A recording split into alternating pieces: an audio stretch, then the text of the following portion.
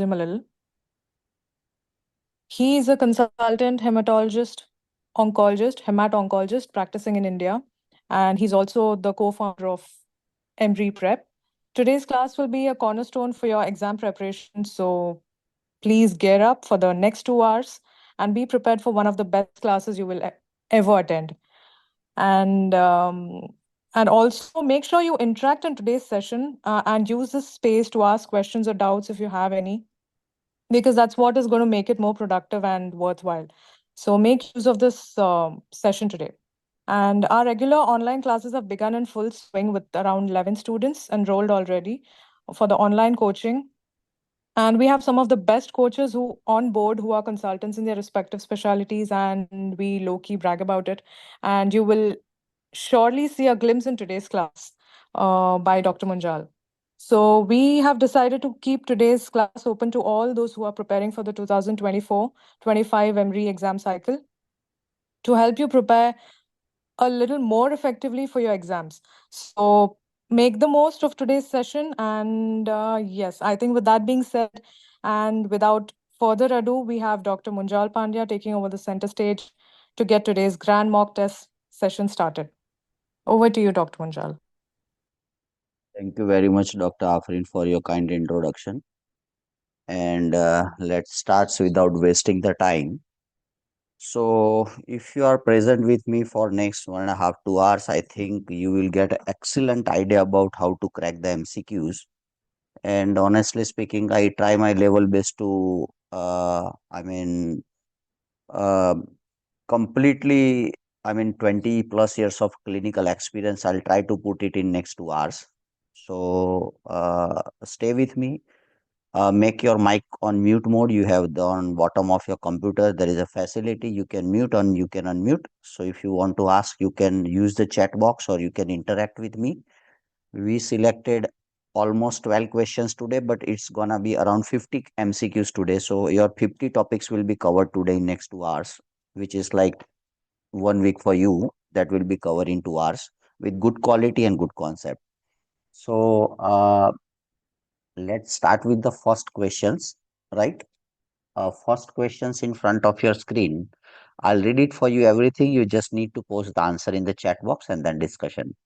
A 57-year-old man present for an annual physical examination. He is generally in the good health but complains of recent difficulty in urination.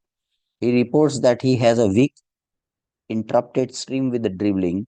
He denies nocturia, urgency, bladder fullness, daytime frequency, hematuria, fever, chills, or family history of prostate cancer. On examination, he is afebrile and has no costovertebral angle tenderness. His abdomen is soft and non-tender. Which of the following would be the first appropriate screening test? Cystoscopy, digital rectal examination, PSA, that stands for prostate specific antigen, prostate biopsy, and urine culture report. So your time starts now. You take your own time for 1 minute for each questions. Try to understand and what you exactly want to do. Right? Consider this like it's a this question is in exam. So let's start with little Dr. Abrar Nadir, if you don't mind. Can we discuss these questions? Why you selected the urine microscopy and culture?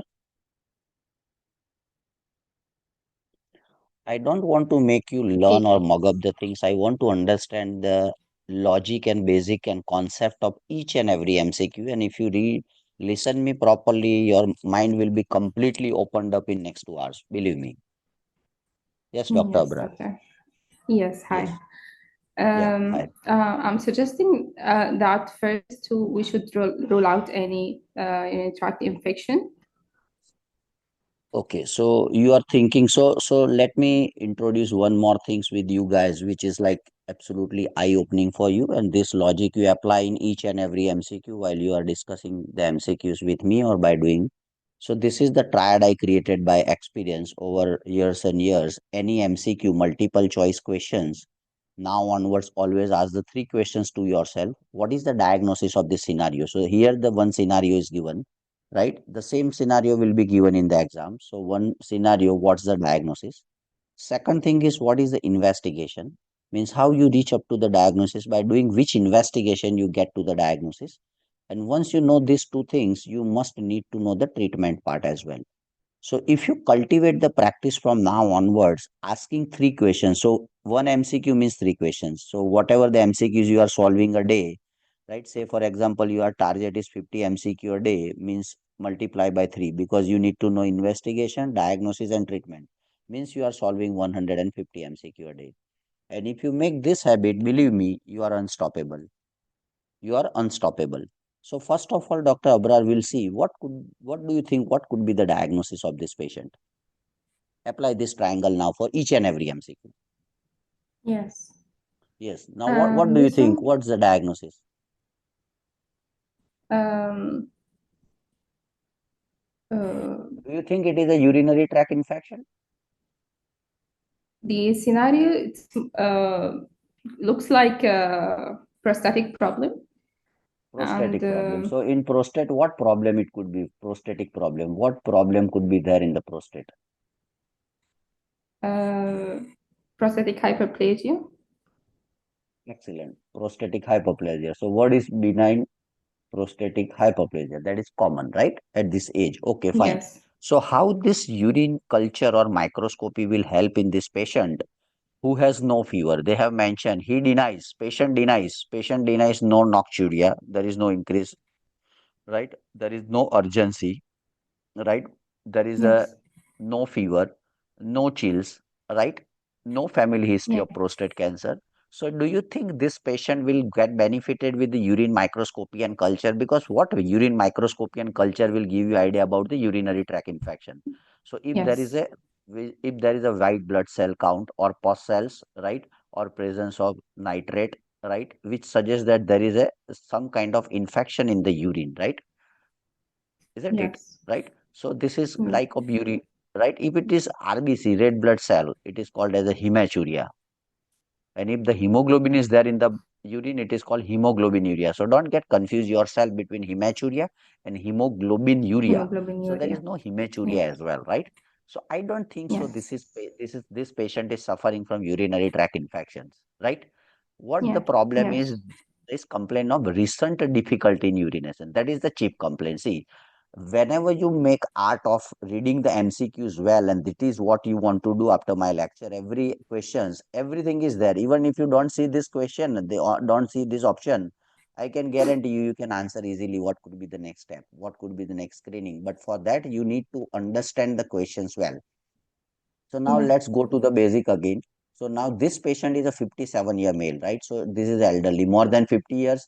Any difficulty in urine, you must look for the prostate, right? This is the general Yes. dictum, right? So now what are the points favoring this patient?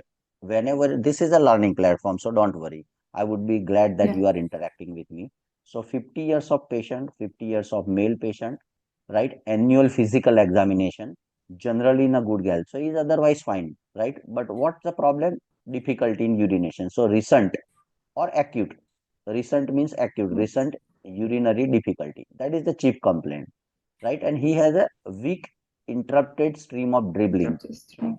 and weak stream. That these are the main weak stream. These are the two major complaints. He denies, means he does not have nocturia, urgency, frequency, hematuria, fevers, and no prostate. On examination, he is afebrile. Again, if it is a febrile patient with urinary complaint, think of UTI, urinary tract infection, which is UTI. not the case.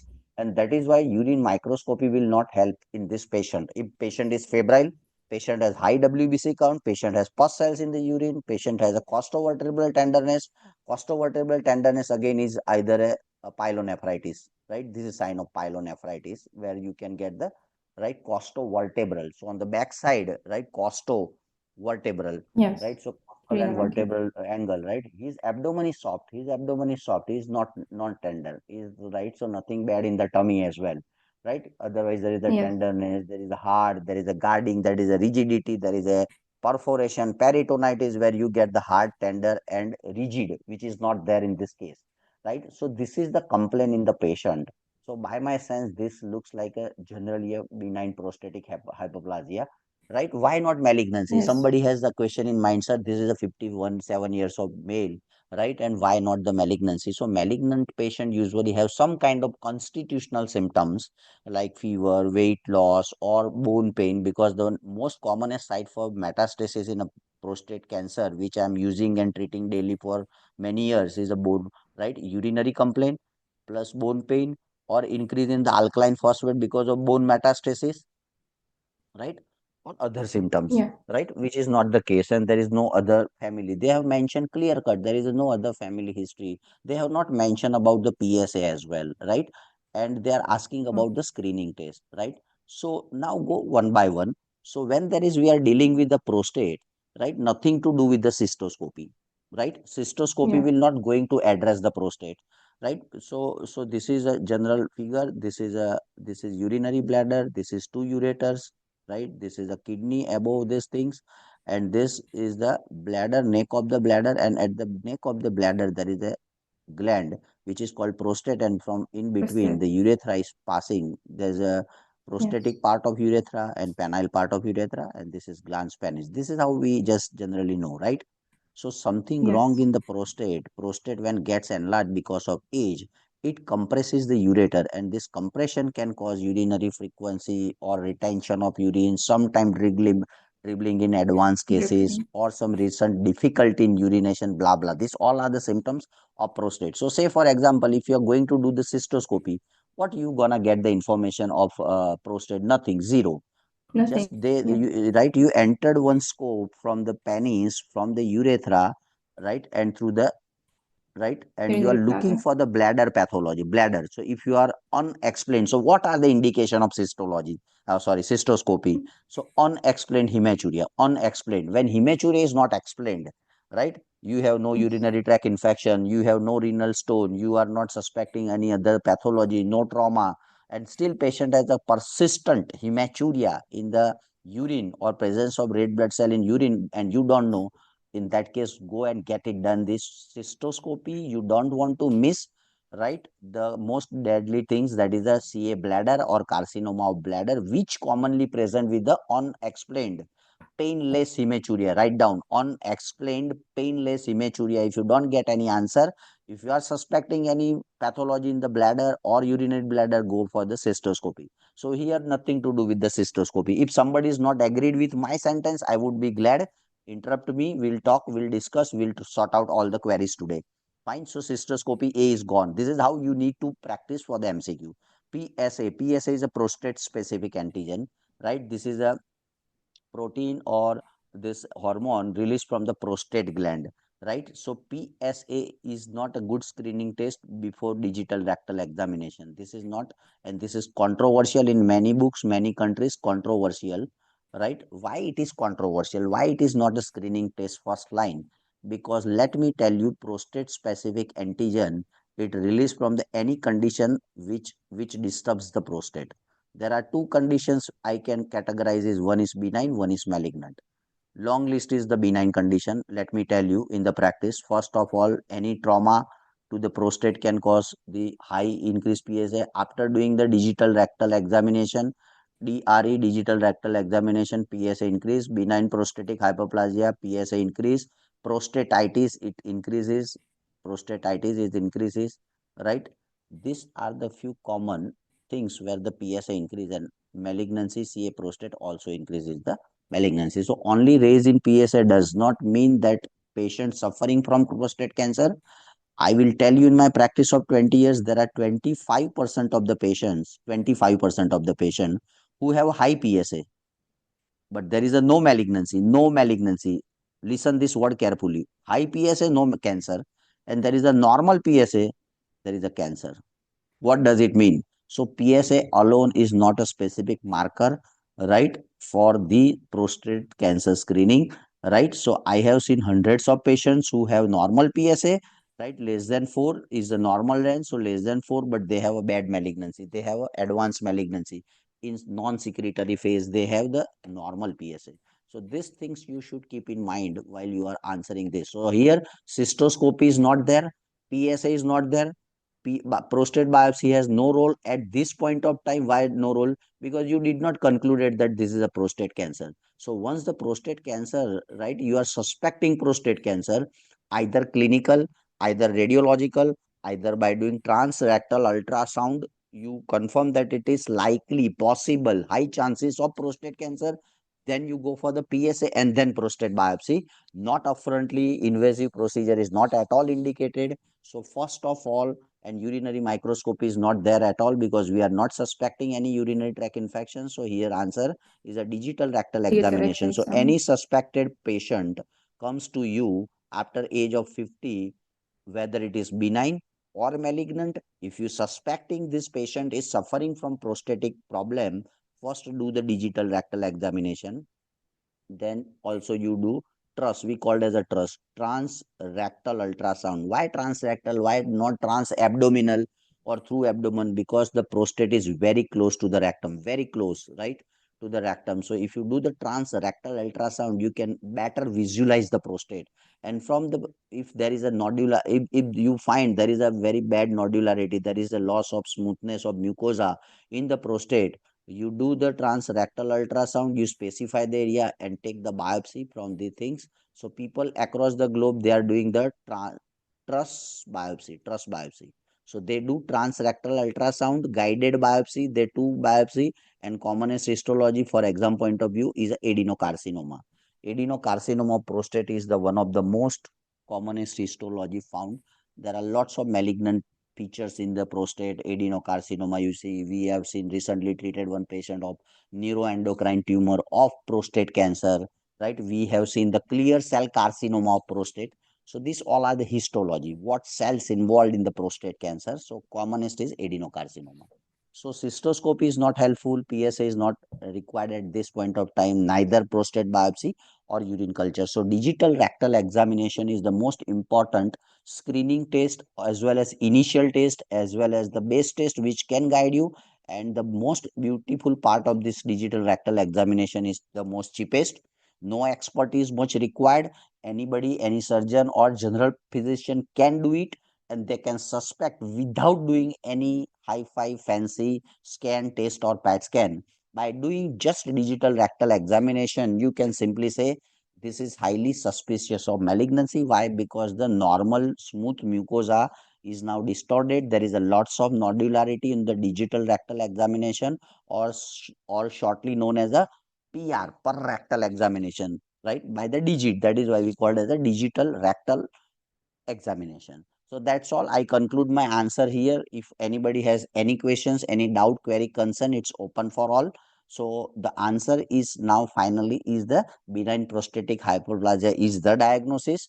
Then the digital rectal examination is the second most important thing. And if you're suspecting, and if you are doing PSA high and you are suspecting the malignancy in this patient, then you go for the prostate biopsy. Urine culture and cystoscopy has no role at all in this case. So that's the conclusion of these things. B, annual digital rectal examination after reaching 50 years of age is the most universally recommended screening tool for prostate cancer, and it is mandatorily a part of the physical examination for the middle-aged man with recent onset of urinary complaints, which this patient have, right? Recent complaint of urinary symptoms, right? Cystoscopy is not recommended for the screening of this patient for BPH. This would be appropriate test in a younger man with a recurrent UTI or unexplained hematuria. Right? C is also not recommended at this point of time. Why? Because we are not suspecting the malignancy, and other things are not as all. So measuring prostate specific antigen is recommended yearly for screening patient more than 50. Start screening at 40, blah blah. Right? But this is a right, in a suspected case, but world over, you need to ask to the patient, right, whether to go for it or not. It's a controversial doing PSA, right? It's not a good test, but still we do.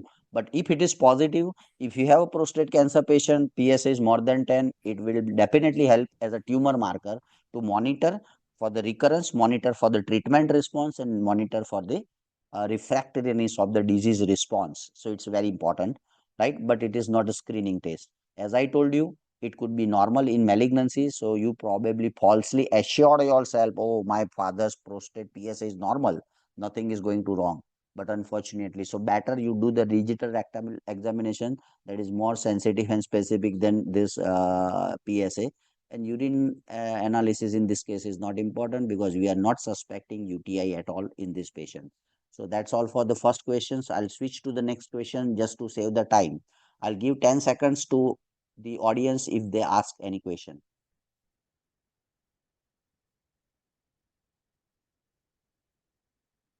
If if you are not asking, means I Sir, take it granted you understood well. sir, we don't do PSA at first. We will be doing DRE at first. Yes, that's correct. That's correct. So what's your question? Then when we will be doing PSA? PSA we will usually do when we are suspecting patient or proven case of prostate cancer or suspected case of malignancy, right? In a patient. So this Okay. patient, I'm not saying that we will not do the PSA in this patient. We'll definitely do in this patient. But the first more important test is a digital rectal examination. You cannot bypass the digital rectal examination, right? And which people are nowadays not doing. They are interested in hi-fi investigation, right? Whenever you go to the doctor, what they do, okay, first go and check this test done, you do CT scan, MRI, blah blah blah, and then come. They never touch a patient. So don't do that practice. You ask the patient, take a good history, take a good examination.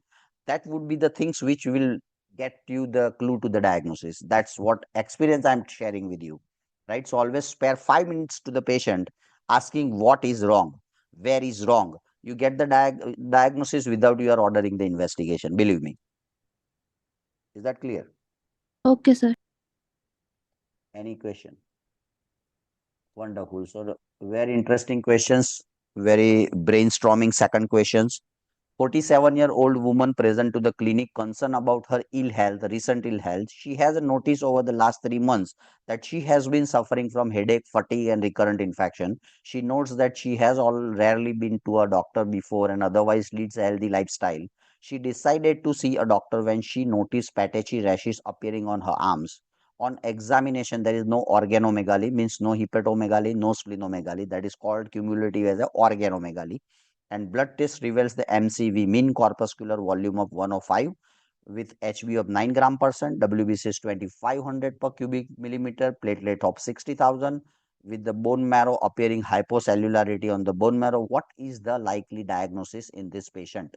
So take your own time, right? Think of it, what could be the diagnosis, and then we'll switch to the next.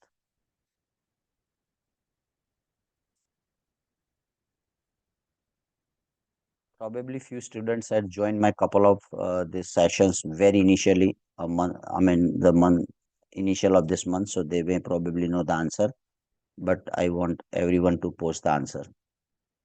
So again, you keep this triad, always never ever miss this triad. Again, what is the diagnosis? So in exam, they ask you the three things. Either they ask you the diagnosis of the scenario, or they may ask you what could be the investigation of this scenario or how you investigate, and lastly, how you treat. So this is how you need to tell the things, right? So we are lots of doctors now, close to 50 doctors, but unfortunately I got only 3 4 answer. So I want somebody to post the wrong answer so I can discuss. Yeah.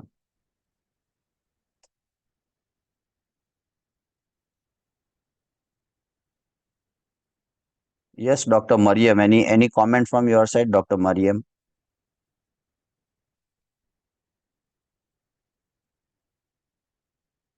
Dr. Mariam, are you okay to discuss with me, or any volunteer? See, you discuss. See, this is absolutely a learning platform, and I don't think you get opportunity like this, that some expert is like trying to give you the full-fledged open arms to ask any random questions. So you should get. Nashira, any comment, Dr. Nashira?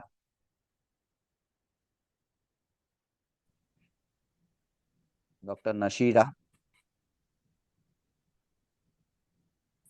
Dr. Zuhaib, I will get back to you with the next question, earlier questions. Let's first finish this.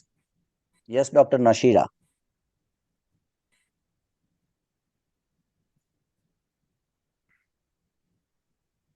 No one, no volunteers for the discussion. Dr. Zin, Z-E-E-N, Zin. I discussed already with Dr. Abrar, so let's give opportunity to the other candidate. Dr. Tanya,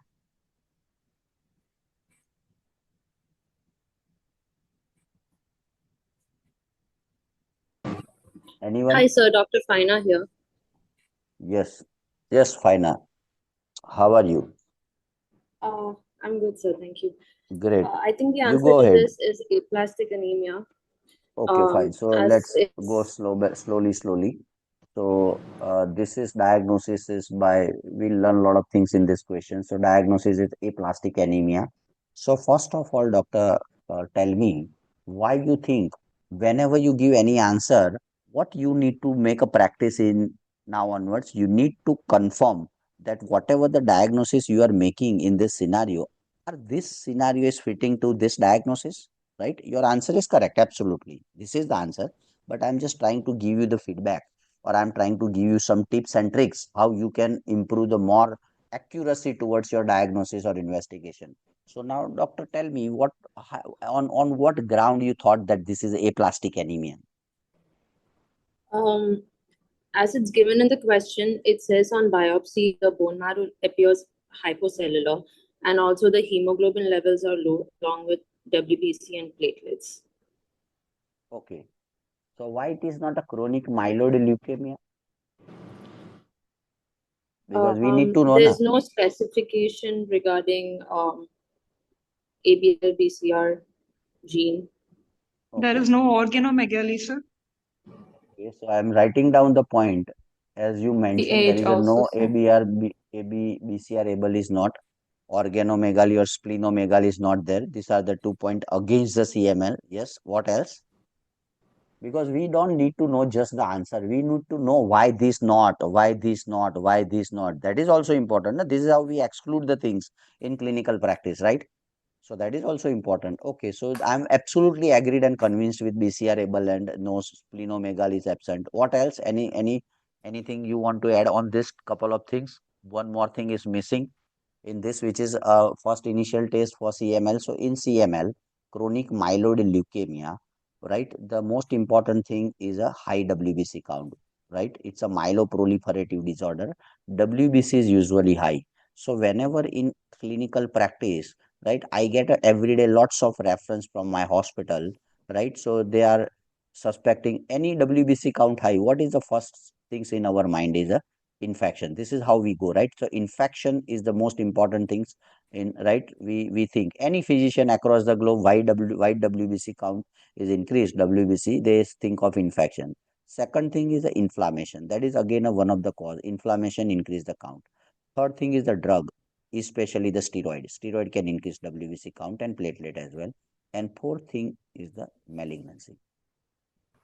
This is how I go in my clinical practice. So I first try to rule out the infection. Okay, infection is not there, patient is fine. Recently, he is not febrile, he is fine. Otherwise, okay, infection is not there, inflammation not there, steroid not there. I'll think of malignancy. And in CML, first and foremost thing is it could be a disease of middle age, right? Most important, how we suspect the CML in our clinical practice, first and foremost is increased WBC count or leukocytosis, and second most important thing is a neutrophilic leukocytosis. Neutrophilic, most important thing. If it is a lymphoid, it is not CML because CML is a myeloid Mm. leukemia, not a lymphoid leukemia. So in CML and CLL, what is the difference in CML and CLL? Right. So CML, right, increased total count, increased lymphocyte, increased splenomegaly. CLL, just for the tips, this is all tips. Increase total count, but instead of neutrophilic leukocytosis, here you see lymphocytic Lymphocyte. leukocytosis. So here the lymphoid part is increased. Here myeloid means neutrophil is increased. Otherwise, both the thing condition has an increased count, both the condition has a splenomegaly, both the condition has a lymphadenopathy many times, right? So this is the basic CBC interpretation of CML and CLL. But what present in the CML is a Philadelphia chromosome, PH chromosome. If you have not understood PH, go and read it. There is a translocation between 9 and 22 chromosome, right? So there are 23 pairs of the chromosome. The 9 number able and 22 number BCR, they translocate each other and new gene develop that is called as a Philadelphia chromosome. And this Philadelphia chromosome is a culprit for CML, right? And the another credit question, which drugs blocks this BCR or Philadelphia chromosome?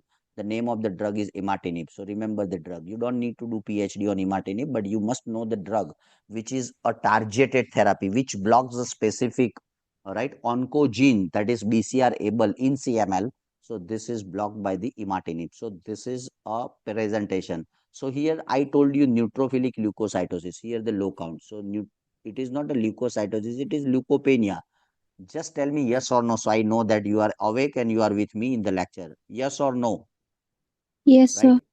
Wonderful. So this is low count. We are talking about the Howell count. So this is so many point against CML. It is no BCR-able, no Philadelphia chromosome, no organomegaly because Sir, they are and the mentioned clear biopsy cut. also. Sorry. Sir, the biopsy here it is Yeah, I'm coming given on that that point, Doctor. hypocellular. I'm coming on that point. So I'm just trying to rule out the CML because when probably they ask you CML, so you must know na, what is CML, right? Yes. So you must Yeah. have in CML high count, which is here low count. In CML, 90% of the patient of CML present with the splenomegaly. Here no organomegaly against it. Yes. BCR-able not mentioned, Philadelphia not mentioned, nothing. So CML is gone from my side. Why not myeloproliferative disease? Myeloproliferative disease, again, there is an increased CBC, either, I mean, increased WBC count, increased platelet count, right? Myelo means bone marrow, proliferation means formation, generation of more abnormal cells, either. And myeloproliferative disease, there are four entity for your knowledge. I will take some time hematology lecture because I am a hardcore hematologist for last 20 years. But in general, if the hemoglobin is increased in myeloproliferative disease, it is called polycythemia vera. If WBC is increased in myeloproliferative disease, it is called as a CML, chronic myeloid leukemia. If it is platelet is increased, it is called essential thrombocytosis. And if it is fibroblast is increased, it is called as a myelofibrosis. So if you go and open up the chapter of myeloproliferative disease, there are four things which you can encounter in MPD chapter. Essential polycythemia vera, chronic myeloid leukemia, essential thrombocytosis, and myelofibrosis. And in all the four conditions, something is increased. Here, excessive hemoglobin, here, excessive WBC, here, excessive platelet, here, excessive fibroblast. That is called myelo bone marrow, proliferation, some kind of hematopoietic stem cell, right? There is an excessive production. Here, all low production. So forget about myeloproliferative disease. And splenomegaly is again striking features in myeloproliferative disease, either polycythemia or CML or ET or MF. And MF, if you go and open up the book, causes of massive splenomegaly, not small, massive splenomegaly, right? The cause is myelofibrosis. Go and read it, right? So here massive, here no splenomegaly. So forget about myelofibrosis or MPD. Iron deficiency anemia. Why not iron deficiency anemia? The name itself suggests iron deficiency anemia. It is not iron deficiency pancytopenia. Here not anemia, here only hemoglobin is low. Yeah, but WBC is also low, platelet is also low. So this is pancytopenia. And for your kind knowledge, what is the classical picture of iron deficiency anemia?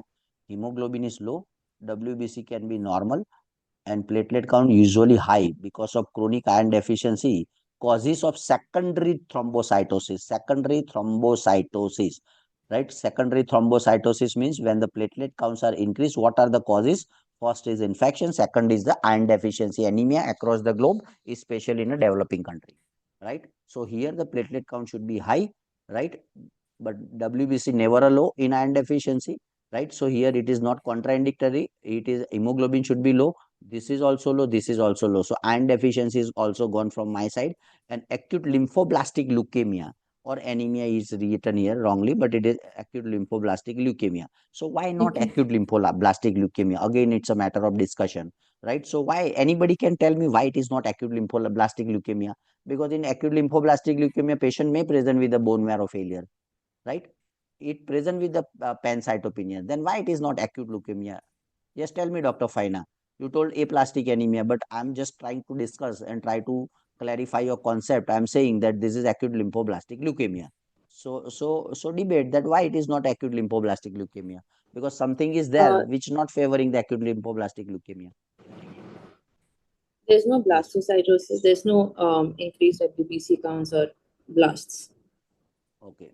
So there is a difference between WBC count and blast. First of all, let me tell you, WBC count is total WBC count, or TC we call as a TC shortly. Total count or total WBC count are the same thing, right? So this is total number of WBC. Here the TC or WBC is 2500, right? And out of this 2500, atypical cell cell. So what is the definition of leukemia, acute leukemia? So again, very quickly, I'll go. Leukemia, you classify in a two-way, right? If it is myeloid series is involved, it is called myeloid leukemia, myeloid ML, myeloid leukemia. And if it is lymphoid line involved, it is called lymphoid leukemia. So leukemia, there are first two category. Either it could be myeloid leukemia or lymphoid leukemia. And now on depends on the time frame, depends on the time frame. It is developing fast or slow. It is sub-classified or more categorized in a acute myeloid leukemia or chronic myeloid leukemia. And lymphoid leukemia, again speed, acute lymphoid leukemia and chronic lymphoid leukemia. That's it. So these are the two classification, right? Major classification of leukemia, right? First, you decide whether it is a myeloid leukemia or lymphoid leukemia. And after deciding this, you decide this lymphoid leukemia is acute or chronic, acute lymphoid, chronic lymphoid, acute myeloid, chronic myeloid. So I will give you the tips and tricks later on in my exclusive hematology lecture, but you need to understand. And across the globe, the definition of leukemia, any leukemia, acute leukemia. Here they are asking about acute. So acute, there are two, acute myeloid and acute lymphoid. And more than 20% of the blast in the bone marrow is mandatory to diagnose any, right, leukemia as a acute leukemia. So definition of acute leukemia is the number of the blast in the bone marrow decides whether it is acute leukemia or chronic leukemia. So if it is a more than 20% blast which is myeloid looking, it is acute myeloid leukemia, which can be confirmed by the flow cytometry or immunophenotyping. This is the most sensitive and specific test across the globe to confirm any leukemia acute as a myeloid or lymphoid. So flow cytometry or immunophenotyping is 100% mandatory before starting the treatment of the patient, and which decide the 20% of the blast cell. So more than 20% of the blast cell, if it is myeloid, it is AML, if it is lymphoid, it is ALL, which is confirmed by the flow cytometry. So this is how. So neither they have mentioned anything about the blast cell. So there is a no blast mention here, no blast mention. And when something not mentioned, considered it is a normal. Here they are not mentioned about this patient has diabetes or no. They have not mentioned means diabetes is not there. They have not mentioned 2D echo means heart is normal. They have not mentioned about creatinine means creatinine is normal. This is how we have to consider in exam. Just the tips, right? So no mention means normal. No mention means normal, right? So acute lymphoid leukemia blast, and another point again favors is in acute lymphoid leukemia, usually bone marrow is hypercellular. So now again we think of all the bone marrow, what we think. If we do CML bone marrow, hypercellular. Here they are saying hypocellular. Myeloproliferative, it is a hypercellular. Iron deficiency anemia, iron store is low. Iron store is low. What difference? Iron store is low. But the cellular, it is normal. It is not hypocellular, normocellular. And acute lymphoblastic leukemia, hypercellular. So if you do the bone marrow of all 5 patients, you get all the hypercellular except aplastic anemia, which is a significantly hypocellular. So now what point favorings in the hypocellular marrow or aplastic anemia? I can tell you now 10 points in this scenario only. Now then your clarity would be more clear, right? So now you need to know the literature of aplastic anemia now. So make a habit, whatever you read, whatever the diagnosis you read, you must know how do they present. So I'll give you the presentation, forget about this scenario. Generally how aplastic anemia will present in your clinical practice. Aplastic anemia, the female of 25 to 50 years of female, here it is female, here it is age, everything is now matching. This is not my word, it is from book, but I uh, taken thousands of lectures, so I remember everything. So this is classical presentation, female of young age 20 to 50, young age. So both point are matching, young age 20 to 50, female, right? Right. So second thing is they have low hemoglobin. So because of low hemoglobin, what happens? Right? Because of low hemoglobin, they have a fatigue. Because of low WBC count, they have recurrent infection. They mention here recurrent infection because of low WBC. WBC is immunity. It's a policeman of our body. When police is not there, there are a lot of disturbance in the body in terms of infection. And whatever the WBCs are there, probably they are not working well, right? They have low platelet count. And because of low platelet count, they mention there is a patchy rashes appearing on her arms. That is because of platelet. And this all three reduced. This is 9 gram, this is 2500, this is 60,000. So this is called as a pancytopenia. And in aplastic anemia, MCV is usually high, more than 100, here 105. So that is also again matching. And bone marrow is hypocellular. So hypocellular bone marrow only seen usually in two condition. One is aplastic anemia and hypocellular MDS, myelodysplastic syndrome, for your knowledge, right? So these are the two conditions where you see even in MDS there is a hypercellular marrow, but there are two entity in MDS where hypercellular common is hypercellular, but many a times we see I did hundreds of bone marrow. My videos are there how to do bone marrow, right? More than 50,000 likes are there, so you go and do see how the bone marrow is done stepwise from first step to last step, right? So hypocellular marrow is seen in aplastic anemia and MDS, but MDS there are hyper and hypo. 70% per patient have a hyper, few patient number have hypo, but it is there as a differential diagnosis, right? And MDS, why it is not MDS then? It is a disease of usually 50 to 60 years of age, right? Commonly seen, and commonly, as I told you, hypercellular marrow is seen very rarely, and it is not in the options as well. Myelodysplastic syndrome is not in the options, so that is why also we are not considering it now. So concluding the talk, the aplastic anemia fits this complete scenario now. Any doubt, any question? Any doubt, any question? Now it's Sir, open for how all. steroid increases WBC count, sir? Sorry, madam. Uh, Steroid is an immunosuppressant, so what is the mechanism by which it will increase the WBC count, sir?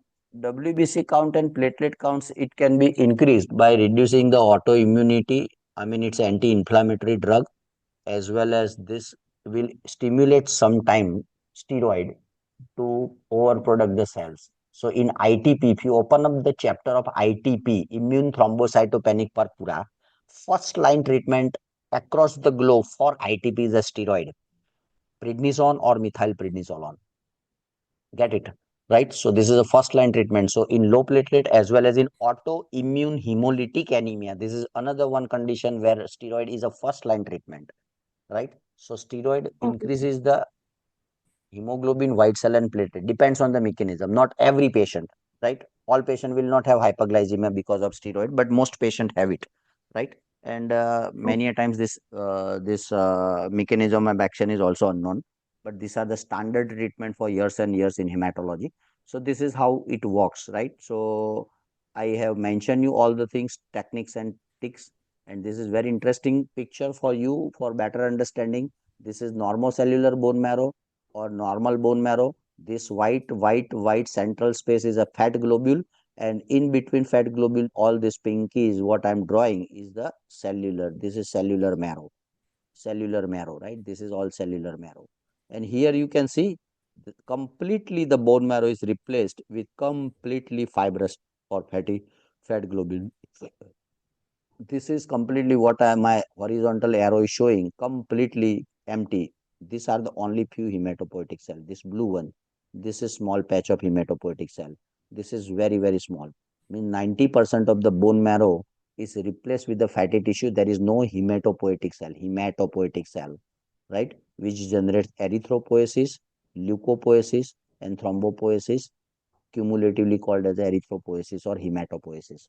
So hematopoietic cells will develop from the stem cell, or right. So there is a, it's a stem cell disorder. Aplastic is basically a stem cell disorder, and that is why one of the treatment is a stem cell transplantation, right? So you can see the completely this marrow. So in bone marrow there are two tests. One is bone marrow aspirate is very important when you have to see the morphology. So if you want to see the morphology of the cells, myeloid, lymphoid, promyelocyte, metamyelocyte, band cell, erythrocyte, thrombocyte, plasma cells.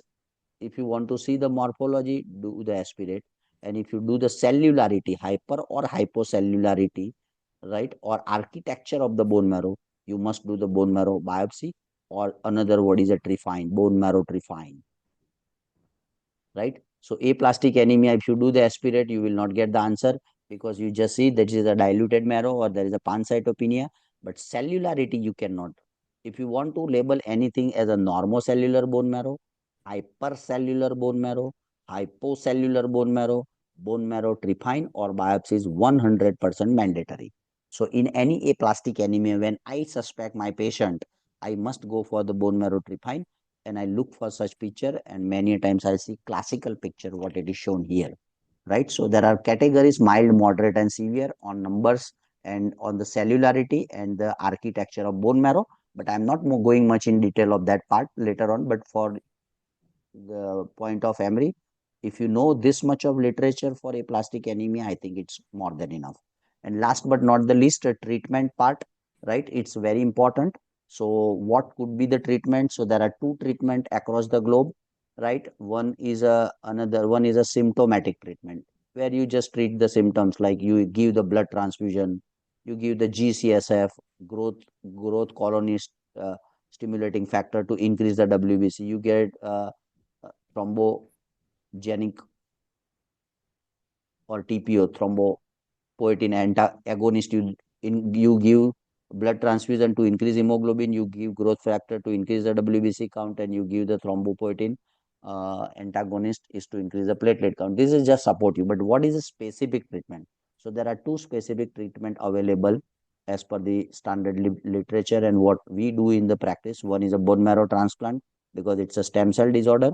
And if the bone marrow transplant is not feasible, possible, by there is a no match exactly allogenic, and this bone marrow transplant is allogenic. There are two type, allogenic and autologous.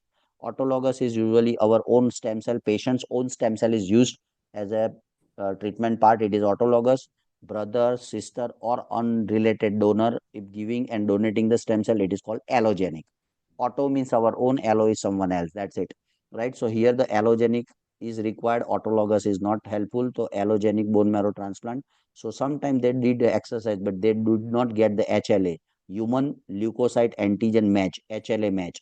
So if you have 100% HLA match sibling, you must go for the bone marrow transplant. Somehow you are not getting this, right? Or patient is contraindicated to do the bone marrow transplant because of low ejection fraction, especially less than 30% of the ejection fraction in any transplant patient is not a good candidate, and it's a contraindication to do the transplant, is a low ejection fraction. Rest of the things all can be done, right? Including HIV you can do, including some little bleeding here and there, low platelet you can do.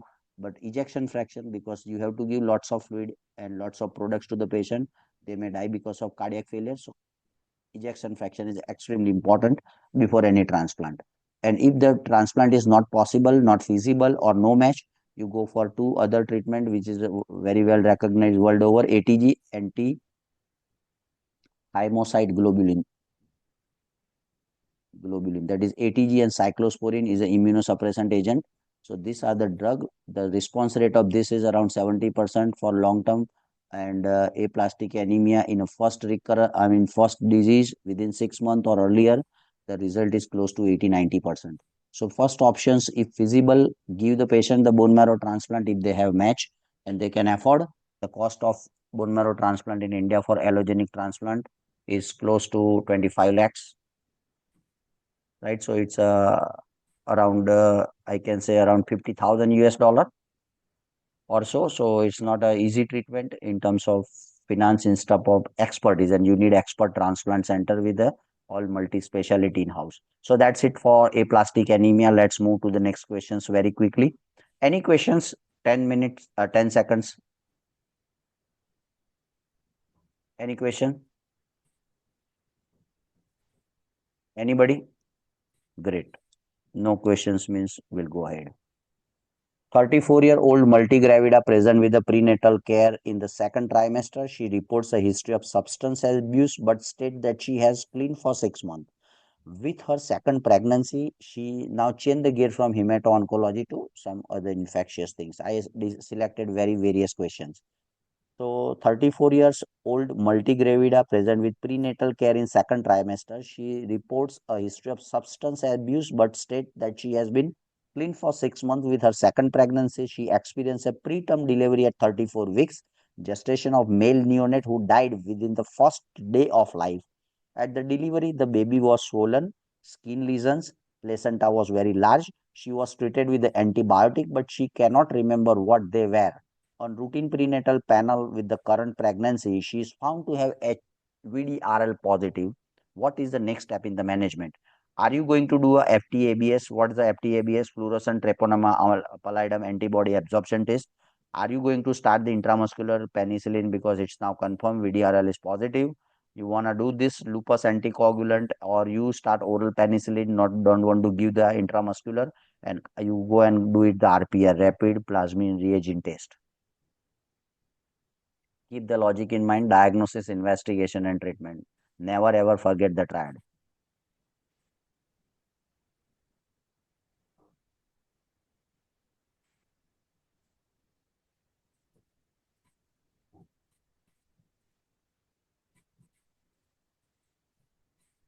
Dr. Nazir, I am not audible.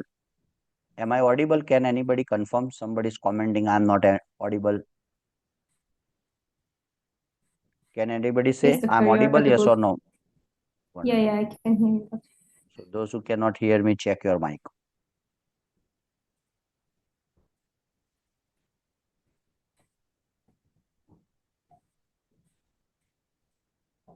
Yes, anybody? Fatima Ria, any comment, Dr. Fatima Ria? So we are suspecting syphilis here. So what's the diagnosis? Triad, as per the triad, what's the diagnosis? Likely diagnosis, Syphilis. diagnosis or possible diagnosis. I mean, not confirmed. Yes, go ahead. We'll discuss this little quickly so we can catch up with other questions. Yes, tell me. So what is the diagnosis? No? Without diagnosis, how do you jump on the management? Yes, Fatima. Syphilis, sir. Syphilis. Okay, fine. So quickly, what tests confirm the syphilis?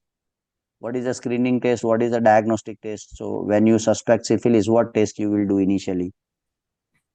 Fluorescence. Sorry?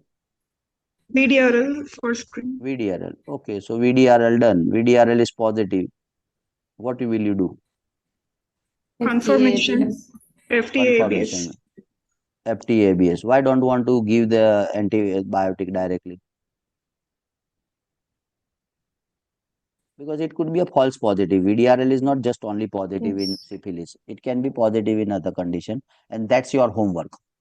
I want to give you some homework as well. So you go and find out what are the other condition where the VDRL is positive. So you correctly said a next step after any positive screening test is to confirmatory test before starting the therapy. So say for example, another example, if they ask you that in test prenatal test the HIV by rapid test is positive, so you are not going to start directly heart treatment, highly active antiretroviral therapy. You are not going to start. You confirm with the ELISA, isn't it? Yes or no? Yes or no? Tell me Yes, yes or sir. no, Yes. right? So ELISA is positive, right? I mean, rapid test is positive. You first do ELISA and then Western blot. So before starting ART, you must 100% confirm that this patient has HIV. Then you start the antiretroviral therapy. So same way here, VDRL is positive. Once you confirm, you do the test.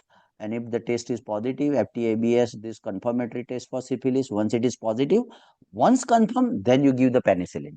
Once confirmed, then you don't need to wait. It is a syphilis. You start the treatment, right? So this is diagnosis, investigation, and treatment. So this is a suspected case of syphilis. And can you tell me, Dr. Fatima, how many types quickly of the syphilis? Do you remember any types of syphilis? This all are exam related question in Emree. We are discussing about only Emree questions. That's it. So you Congenital told that syphilis. VDRL is, this is diagnosis, then RPR, this is things, penicillin, intramuscular penicillin is a treatment. If you know what are the type, these are the common things which you must know. So is there any type of syphilis, primary or secondary or something, or some other classification you know about syphilis? Yes or no? Yes, sir. Yes, tell me. Congenital, Tertiary syphilis. primary, secondary, tertiary. Primary, Latent secondary, syphilis. tertiary, wonderful, wonderful. Everybody is very brilliant. I'm very glad. Can anyone tell me Latent. how you differentiate primary from secondary from tertiary? Anyone? Neurodevelopment is tertiary, sir. Neurodevelopment is tertiary. Duration. Okay. So neuro is Prim- a site of involvement. Which system involves? So tertiary is neuro. So what secondary what involved? Primary what involved? And this is one question. What Primary is organ just a chunker. Primary, it's Sir, the then the sore. everybody is primary correct. occurs Okay. in 2 Yes, weeks, secondary occurs in 4 to 10 weeks. okay. So basically what I Primary is a understood chunker. from The your secondary is yeah, a rush. Shankar. Yeah, that you are right. So one is the duration. By duration we decide, and by involvement of what organ or what system it involves, right? Are you agreed? Yes. Right? Yes. So let's see the literature, proper literature. I will not talk only things, I will give you the authentic information, right? And that is more important than just I'll speak. This is all from standard books. So syphilis, again, you can see here there are three things: primary, secondary, and tertiary. So primary, that what's the presentation, Shankar, as rightly gentleman showed. Again, primary, how you Yes, sir. diagnose, this is extremely important test. So dark field. So this is the only test most sensitive. Otherwise, rest of the things RPR, rest of the things RPR, rest of the things FTA, rest of the thing FTA, rest of the thing FTA. So FTA, if you answer FTA, all correct. But in specific, if they ask you about the primary, what is the most sensitive test to diagnose a primary syphilis, then the answer should be dark field. That's it. So this is what the differentiating point it is, which you need to remember. Otherwise, if you see RPRL and VDRL is in all. Simple to remember, right? So what is the differentiating point in primary, which high yield point? Dark field is the most sensitive and specific test for primary. And what's the treatment, right? Primary, secondary, this primary single intramuscular injection, secondary also single intramuscular injection, tertiary is only IV. Here I am, here I am, here I am, here I am. Here the tertiary is IV. This is the difference. This is what you need to remember. And when there is a sensitivity or hypersensitivity, the treatment is doxy. Treatment is doxy. That's it. But here no doxy. Tertiary no doxy will not help in tertiary. Only IV penicillin if it is a hypersensitive, desensitized if allergic. But treatment is IV penicillin. That's it. So this is what extremely important chart for you. I will share this video, I think, after the class. So don't worry. You just keep remember this. And again, the time frame, I will have everything for you to make it more your job easy. Primary is 3 to 4 weeks. Somebody told 2 weeks, but it is 1 month. Remember, in a month, it's easy by my sense. 1 month. This is a 1 to 2 months. This is 1 month. This is 1 to 2 month. This is 2 months to 1 year, and this is more than 1 year to 10 years. Simple to remember. 1 month, 1 to 2 months, beyond 2 months, up to 1 year, and beyond 1 year. So as the time passes, this syphilis goes from primary, secondary, latent to tertiary, right? And this is the most risky. Beyond 1 year is most risky, right? Because it is asymptomatic. Here, no symptoms. So they are keep spreading sexually, keep spreading intravenous, one person to another person, right? So this is sexually transmitted, and this is at the so most horrible stage by my sense is the latent phase where there is no symptom. Even patient sometimes doesn't know, or patient knows, they think that, oh, I'm fine now, I cured of syphilis, I'm happy, right? So this is the thing. So this is a 1 month. Simply once again, this is 1 to 2 months. This is more than 2 months. You can say up to 1 year, up to 1 year, right? And this is more than 1 year to up to 2 years. So if you develop somebody in 2024 the syphilis, they may present in 2034 with a neurological symptoms. They present after 10 years with neurological symptoms. They present after 10 years with the cardiovascular symptoms.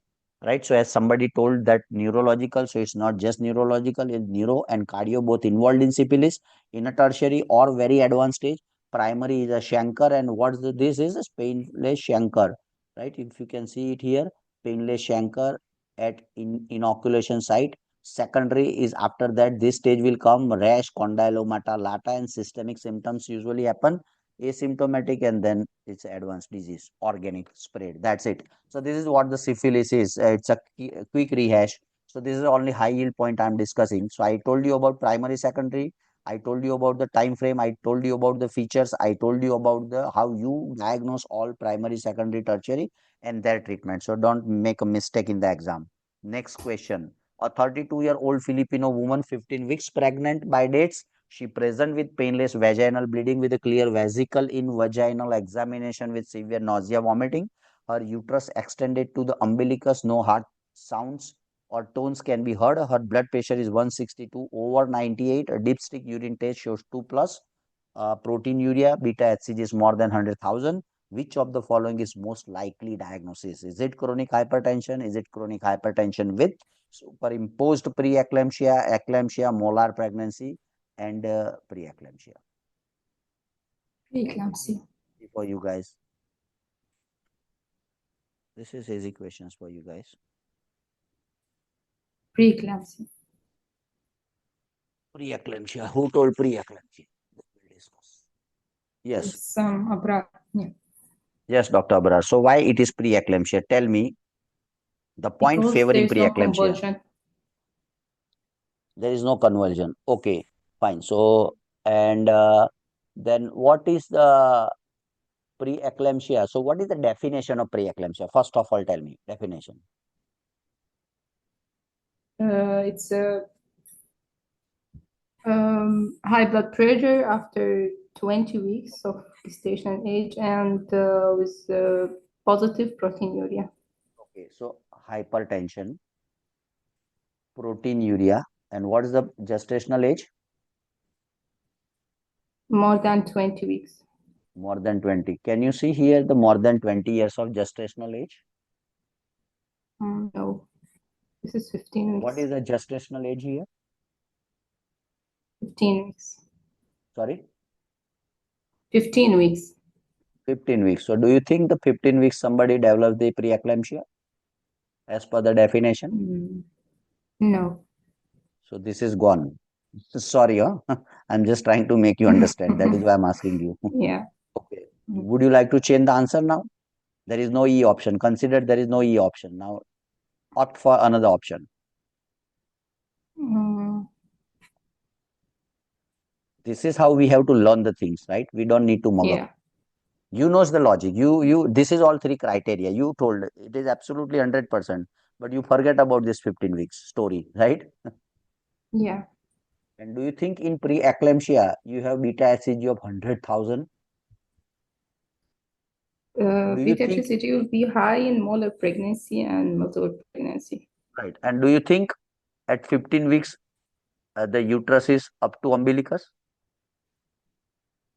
No, this is more than 20 weeks also. Right. So this is all against the preeclampsia or something. This so not matching with the pregnancy means the gestational age is not matching with this. Right. So chronic hypertension is beyond the development of pregnancy. Right. So patient is hypertensive, then they develop the preeclampsia. It's a different. So this is called as a chronic hypertension. So this is you need to understand. Hypertension which develops within 20 weeks after the pregnancy, it is a preeclampsia.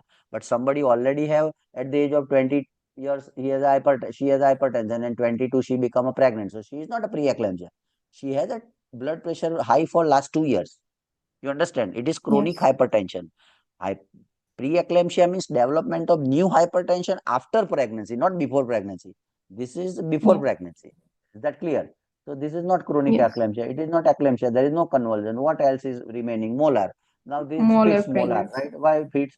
Because it can seen at 15 weeks, right? And there, and do you think that there is a vaginal bleeding and clear vesicle in vaginal examination? Where you see clear vesicle in vaginal examination?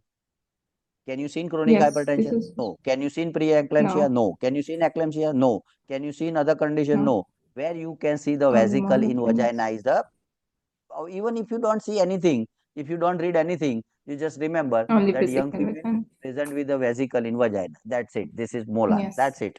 Isn't it? Yes or no? Yes or no? Yeah. Tell me yes or no. Wonderful. So this is how you have to understand the question in exam, right? So this is all ticks and trips rather than this medical learning. It is all in the books. My job is to make your concept very crystal clear and try to hit the points where the MCQ is, right? So this is a molar. This is absolutely clear cut. All vesicles coming out of the vagina, and there is a one word in radiology. It is called as a snowstorm appearance. They sometimes mention this is all snowstorm appearance on the uterus, or this is all vesicle. Snowstorm appearance. Remember this word, snowstorm. Characteristic snowstorm appearance on the ultrasound is a classical of molar. Is that clear? Yes. Right. Let's move to the next questions. Again, interesting, little quick. I want to finish all and give you the good idea about the all various varieties of questions. 18 months. So everybody who doesn't know what is a molar pregnancy, my humble request to go and read how to diagnose, how to investigate, how to treat. This all questions what I am discussing will be 100% come in exam of Emree. So don't take it lightly. Read it well in detail once again after my lecture. Any confusion related with it, right? Our all subject expert, gynec, pedia, surgery, cardio, hemat, onc, myself. So any hemat oncology, any question, directly message me, group, whatever, tag me, will answer you as soon as possible. Fifth question, 18 months old present with a fever of 1 week and rash on his hand with the desquamation that develops today. On examination, he is noted to have conjunctival infection, erythematous tongue, cracked lips, edema of the hands. He has a palpable painful nodes in the neck. What is the next step in the management? So here you need to do the two things. First of all, I think you don't know the diagnosis of scenario. So what your job here is to first make a diagnosis, what this condition is. And now after this diagnosis, the condition, you need to tell the treatment from this option. So anybody who is answering this, think of two things: diagnosis, treatment. Obviously investigation, but it is clear cut scenario. So what is the diagnosis here and what is the treatment? So let's think over it. What classical it looks like. It's a not very difficult questions, but it's an interesting question. So let's all doctors, respected doctors, post the answer. I am not happy. Hardly 3-4 people are posting the answer. So how do we discuss? Tell me. If I want to finish the question, I can finish it off in 10 minutes. All questions done. Blah, blah, blah, blah. Reading, question, answer. Okay, next. You won't understand anything. I want to make you understand. Yes, again, Abrar will go with you. Yes, what's the diagnosis? It looks like Kawasaki disease. Sorry? What's the diagnosis, doctor? Yes, doctor, it looks like Kawasaki disease. Kawasaki. Kawasaki? Doctor, can you hear me? Yes, I can hear you. Yes. So your answer is Kawasaki, right? Yes or no? Yes, doctor. Okay, so what point favors in Kawasaki? In this scenario, what do you think? What makes this Kawasaki to think of Kawasaki? I'll ask you a few questions for more clarity. So Yes. how did you get to know that this is Kawasaki, sir? I'm saying this is not I'm saying this is a scarlet fever. My differential diagnosis is scarlet fever. So how it differentiates scarlet fever from Kawasaki? If you don't know, you go and read it again after my lecture, scarlet fever, right? So don't confuse. Because I'm there is just trying to painful, sorry. there is painful and palpable lymph nodes in scarlet that differentiate from Kawasaki. Okay. Adenopathy. So what is the things? I mean, if it is scarlet, how is the lymph node? Palpable In and pain, Kawasaki, there will non-palpable be and non-painless. conjunctivitis, Sorry. conjunctivitis and swollen lymph nodes, and the hand and feet will be swollen also, edema, edematous, with the Okay, presence fine. of conjunctivitis. Fair enough. In Now tell me, doc. scarlet fever, we will get the strawberry tongue and Okay, fair enough.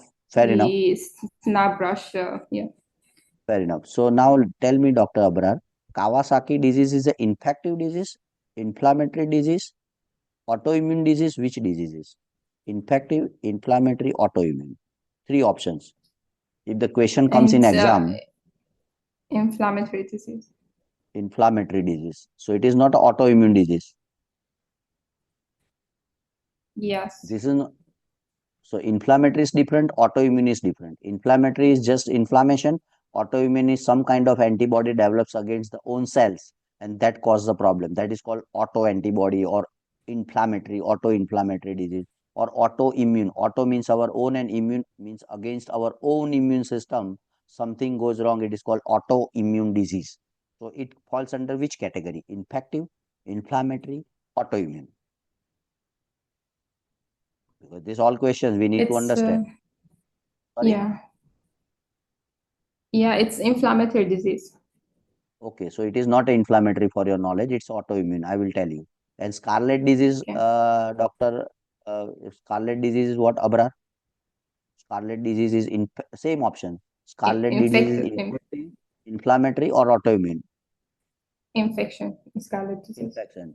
Next question, what infection can cause scarlet disease? Uh,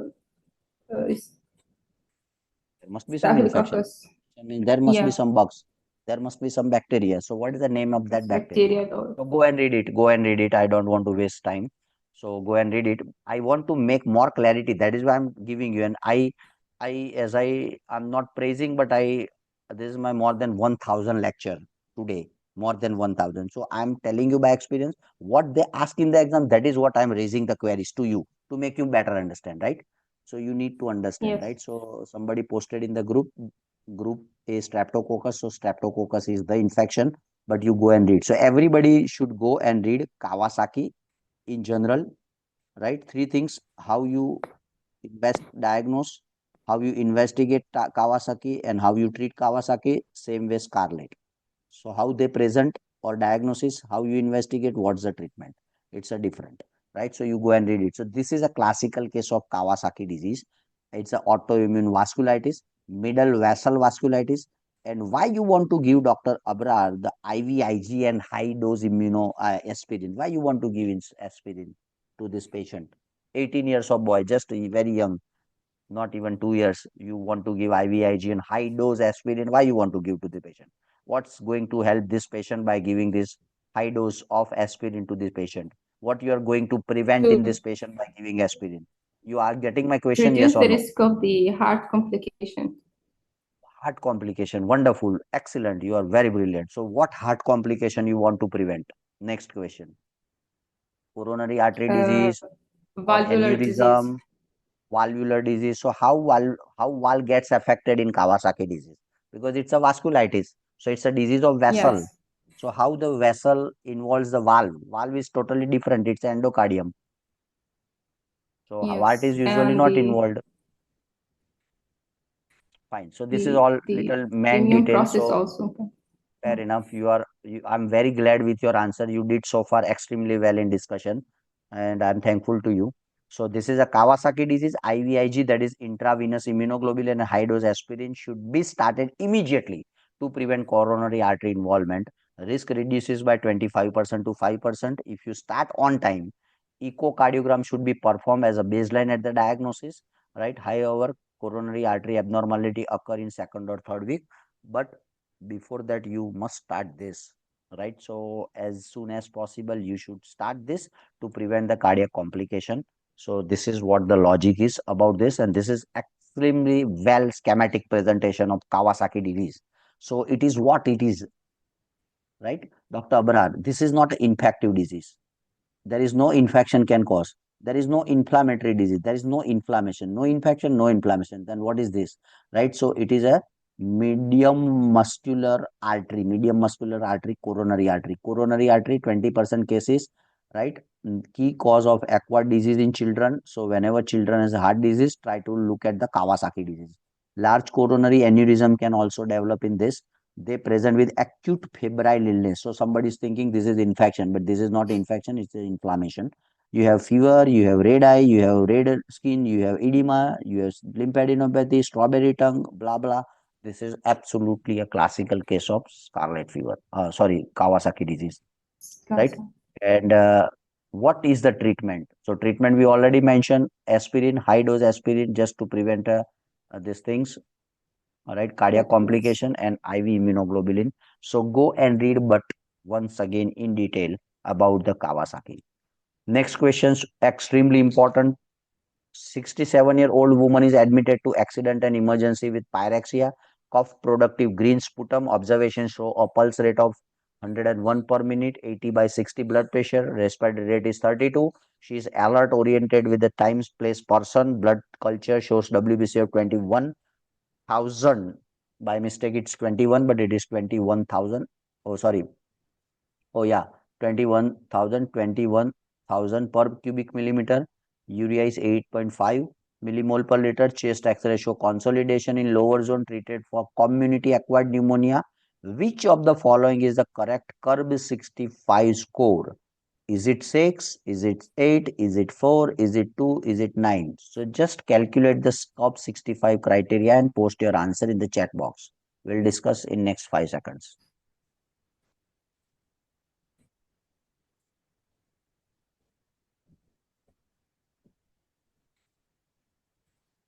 So before that, you must know what is the curve 65, what is the full form of CURB, how you interpret in a case of community acquired pneumonia. Then you get a real answer. If you don't know, then it's difficult for you to understand. So those who don't know curve 65, go open up the book, read the curve 65 criteria, right? Because this is the common criteria applied in the ICU and emergency room while you are treating the patients of community acquired pneumonia, because you need to categorize as per the CUP 65, mild, moderate, severe, low score, medium score, high score, and treat the patient in outpatient versus inpatient versus critical care unit. So very few answer. I'm not happy with 3 answer or 4 answer. We are more than 40 people in the group and just answer is just 3 or 4. That means other peoples are not preparing for Emree. They just join.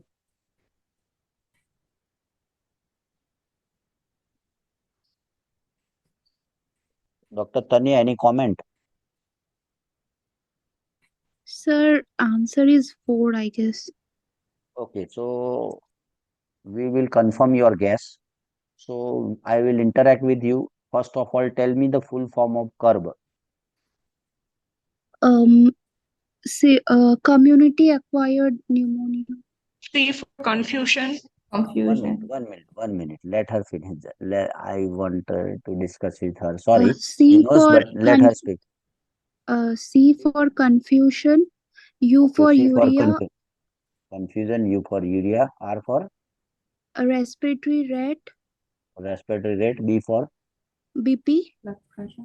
blood pressure, and 65 is what? age. Wonderful. So if confusion is present, it is 1 or 0. If say the pneumonia community acquired 1. patient It will be is 1. if confused 1, if it is not confused 0. If you are not agreed, tell me or interrupt me. Yes, Above yes, what sir. urea, It's right? Urea level is what cutoff line in CUP 65? What should be the urea level? more than 7. More than 7. If it is more than 7, 1 or 0? 1. 1. If it is less than 7, it's 0. Respiratory rate is how much is the cutoff line in CUP 65? More than or equals to 30. More than equal to 30 is 1, otherwise 0. Less than 30. BP is how much? 90. Systolic 90. Less than So 90. 1, otherwise 0. And age more than 65 is a 1, and less than 65 is 0, right? 0. Yes, sir. Is it clear to you? Yes or no? Yes, sir. Now you tell me the patient has a confusion. You read the questions. Patient has a confusion, neurological, some kind of confusion is there. I will post now here the score now. We don't need to mug up. We need to understand the concept. That is why I'm going every questions in detail little bit just to make you. Otherwise, they may change the scenario. But if you understood the concept well of CUP 65, whatever they ask, you are correct. Now tell me, confusion is there.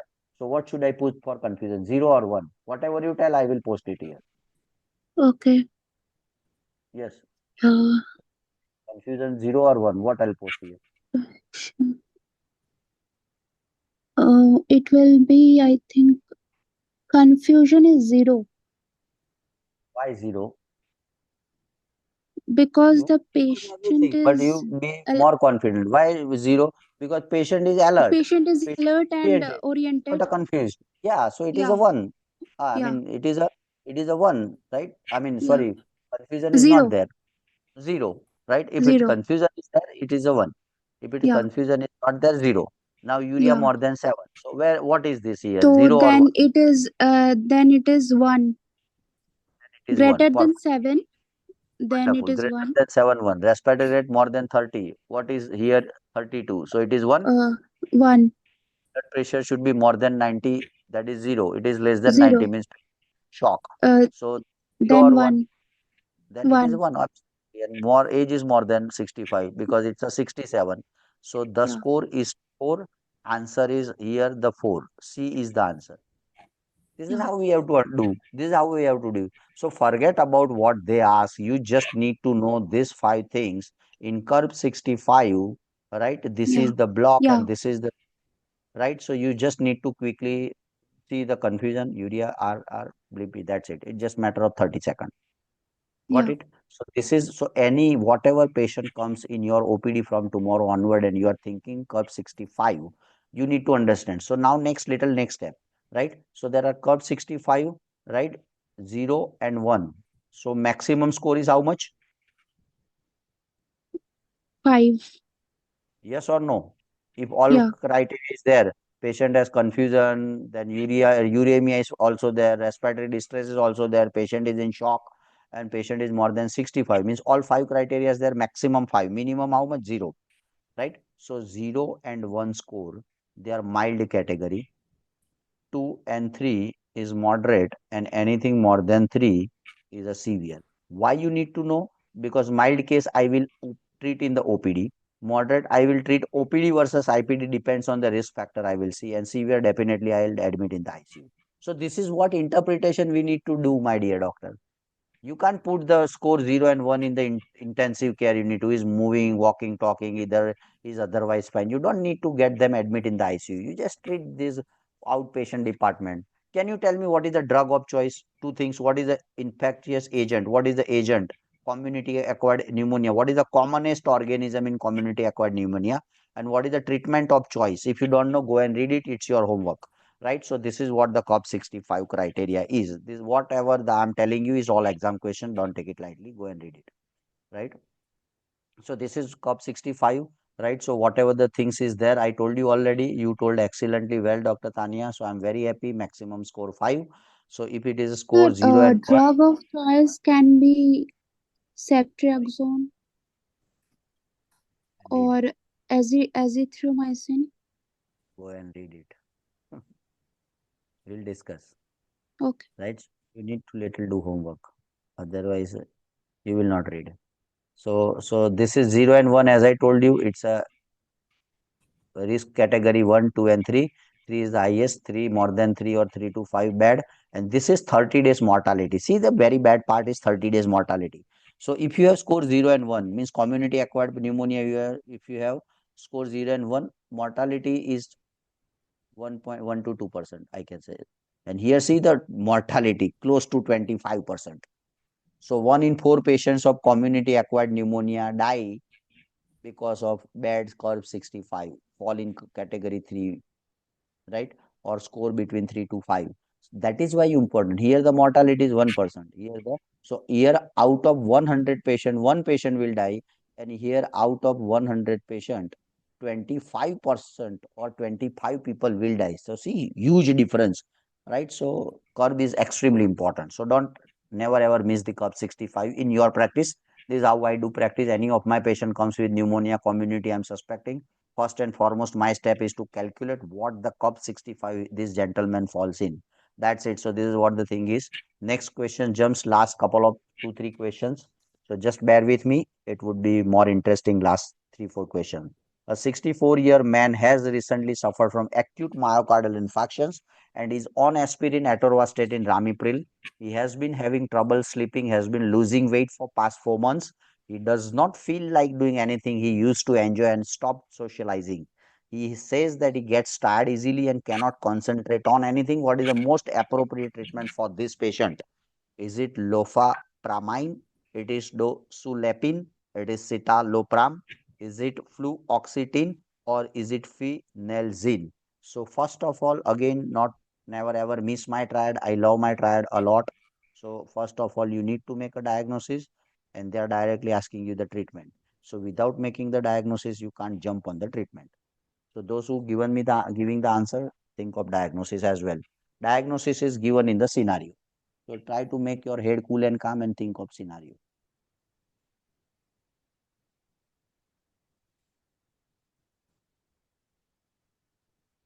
Dr. Fatima Ria, if you can interact with me, what do you think? What could be the diagnosis?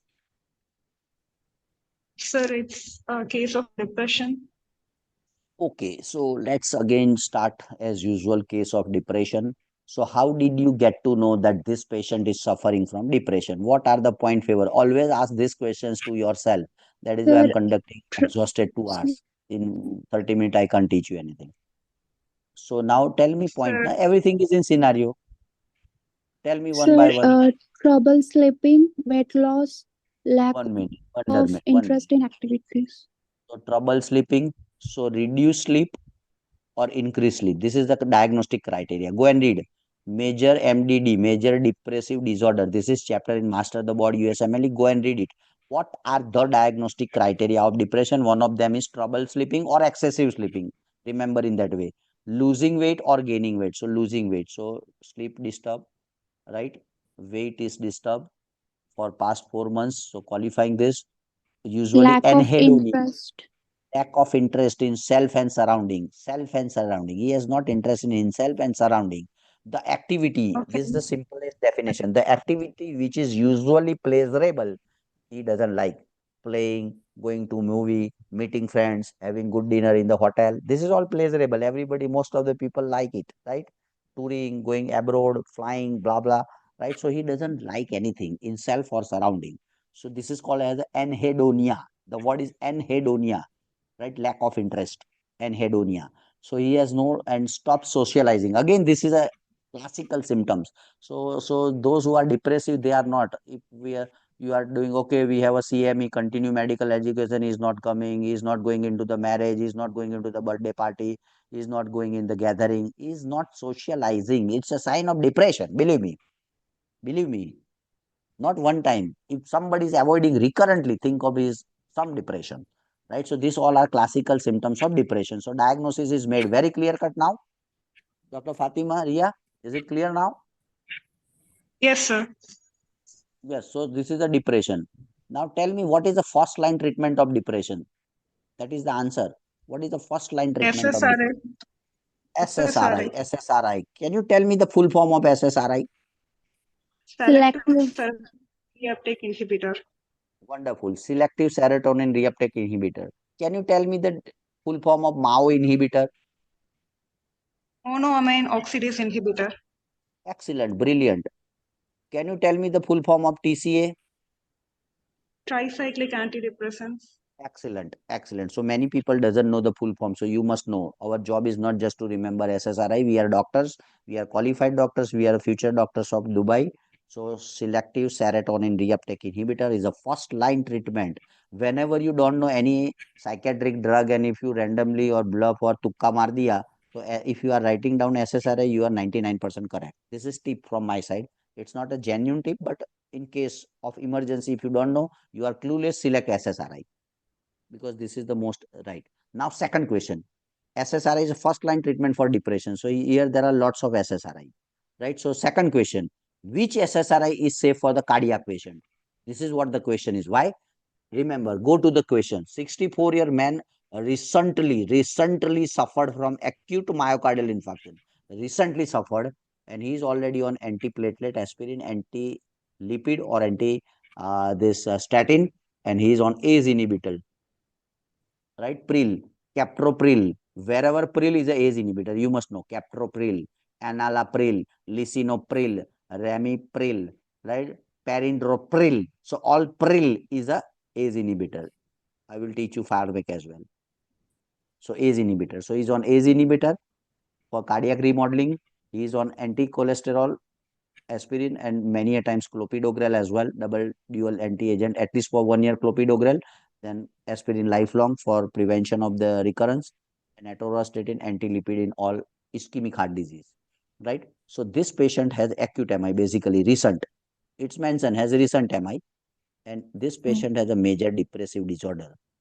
So treatment is SSRI for sure, 100% answer is correct. But amongst this, which is the safe for heart? And answer is a citalopram. Answer is citalopram. Fluoxetine is not as safe than citalopram. And beyond citalopram, the one thing is there which is not in the option is a sertraline. Sertraline is the best drug for the cardiac patient with depression. So sertraline, if it is in the options, you select sertraline.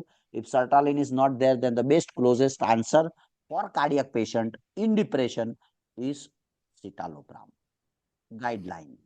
According to the British Heart Foundation, sertraline is the recommended first line choice SSRI antidepressant for the people with heart disease. Sertraline is thought to be the safest for the people with cardiovascular disease because it may have positive effect, blah, blah. It also a most effective and safe drug for the ischemic heart disease. But when there is a not in the option, citalopram, SSRI are generally preferred over other antidepressants. So SSRI is most important. Among the SSRI, sertraline is the number one. If not in option, it's citalopram. So people with CVD, because they have data showing that there are safe and minimal or no side effect in cardiovascular disease. However, SSRI may increases the risk of GI bleeding. So when you are giving with this aspirin, clopidogrel or some other antiplatelet, make sure you just monitor it. And another questions related in exam with this side effects, so I include this as well. Among SSRI, sertraline is the drug of choice for ischemic heart disease. And next choice is a citalopram, as it is often related. The side effect is torsades pointers that you should keep in mind. And if SSRI is a contraindicated or not used, what is the next drug of choice? Mirtazapine. Mirtazapine is the recommended next antidepressant drug. So these all are the exam questions. SSRI, amongst SSRI, which if SSRI is contraindicated, mirtazapine, right? What you need to take care while you are giving the SSRI to the patient of depression in cardiac is a GI bleed. All I covered. And these are the basic side effect. Excellent chart, I got it. So SSRI includes, remember, effective for sadness, panic, compulsion, effective escitalopram, E for E, F for fluvoxamine and fluoxetine, S sadness, is sertraline, panic, P paroxetine, compulsion, C citalopram, and 4S, remember, for the side effects of SSRI, S stomach. When you take antidepressant SSRI, you may get stomach depression, sexual disturbance or dysfunction, or erectile dysfunction, I can say specific can be there. Serotonin syndrome, why? Because excess of serotonin is there, so we will understand serotonin syndrome versus neuroleptic malignant syndrome versus hyperthermia.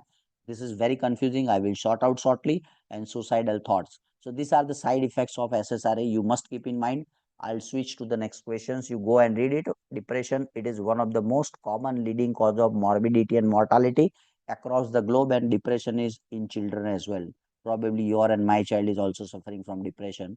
So look for the symptoms, try to make him happy, right? So this is not just to the adult, male or female, it is now very more prevalent in children because they have lots of stress, lots of Sir, comparison. We are sir, comparing if our child. citalopram Yes, please. Sir, if citalopram was not in the option, then we would be going for D. Yes, then we going for D, fluoxetine. Great. So read the chapter of depression. It's a very common topic asked in Emree. 55-year woman with the, bear with me more 10 minutes, then we'll have quick feedback. 55-year-old woman with weak limbs, on examination found to have burn marks on the fingertips, wasted, and weak hands with diminished reflex. She also has weak spastic legs and dissociated sensory loss.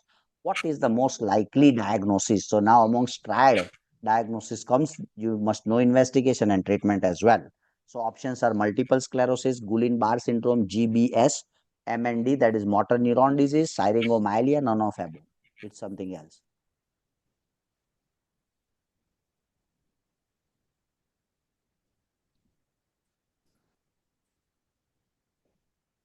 What's the answer? Just bear 10 more minutes. We are done, but it's more 2, 3 interesting question will come. Yes. Answer. What's the diagnosis of this patient? Yes. Zuhab. Do you have any explanation, Dr. Zuhab? Zuhab. Dr. Zuhab.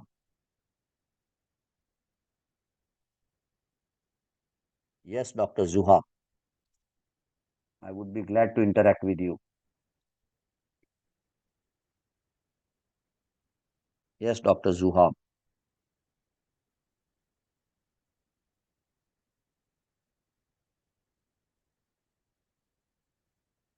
I want someone to post the answer. Only 3, 4 people are posting the answer. Otherwise, I'll tell the name. What's your answer, Dr. Abrar? Alina, Anusha, Ahmad, Atif, Imran, Faina, Absa, Viral. What's the answer? Sir, D. Why question mark? D. Why question mark, Dr. Nati? Can you explain me, Dr. Nati? Hello. I think it's because of spastic legs and associated sensory loss, but I don't get the burn marks on fingertips. That's why I'm kind of. Why it is not multiple sclerosis? Why it is not GBS? It's not multiple Guillain-Barré. sclerosis. 1 minute, let her finish. To Dr. Nati. We'll go one by one. We are not in hurry. Yes, Nati. It could be multiple sclerosis because of symptoms of wasted and weak hands, but Okay. 55-year-old, is it because of also the age? Okay. So first of all, what's your answer? What's the diagnosis?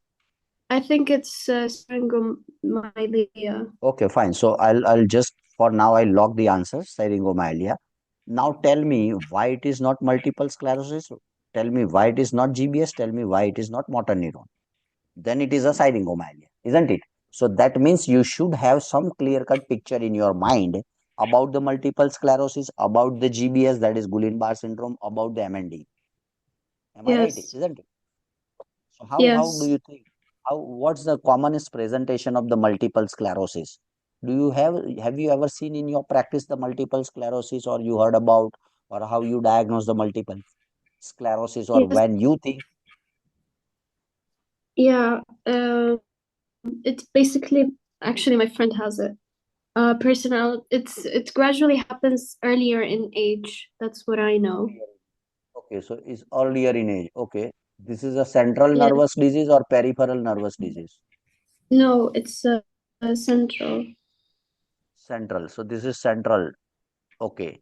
And Yes. what is the commonest presentation? How the multiple sclerosis present when you think that, okay, fine, this is Optic like, neuritis is one of the pathognomonic.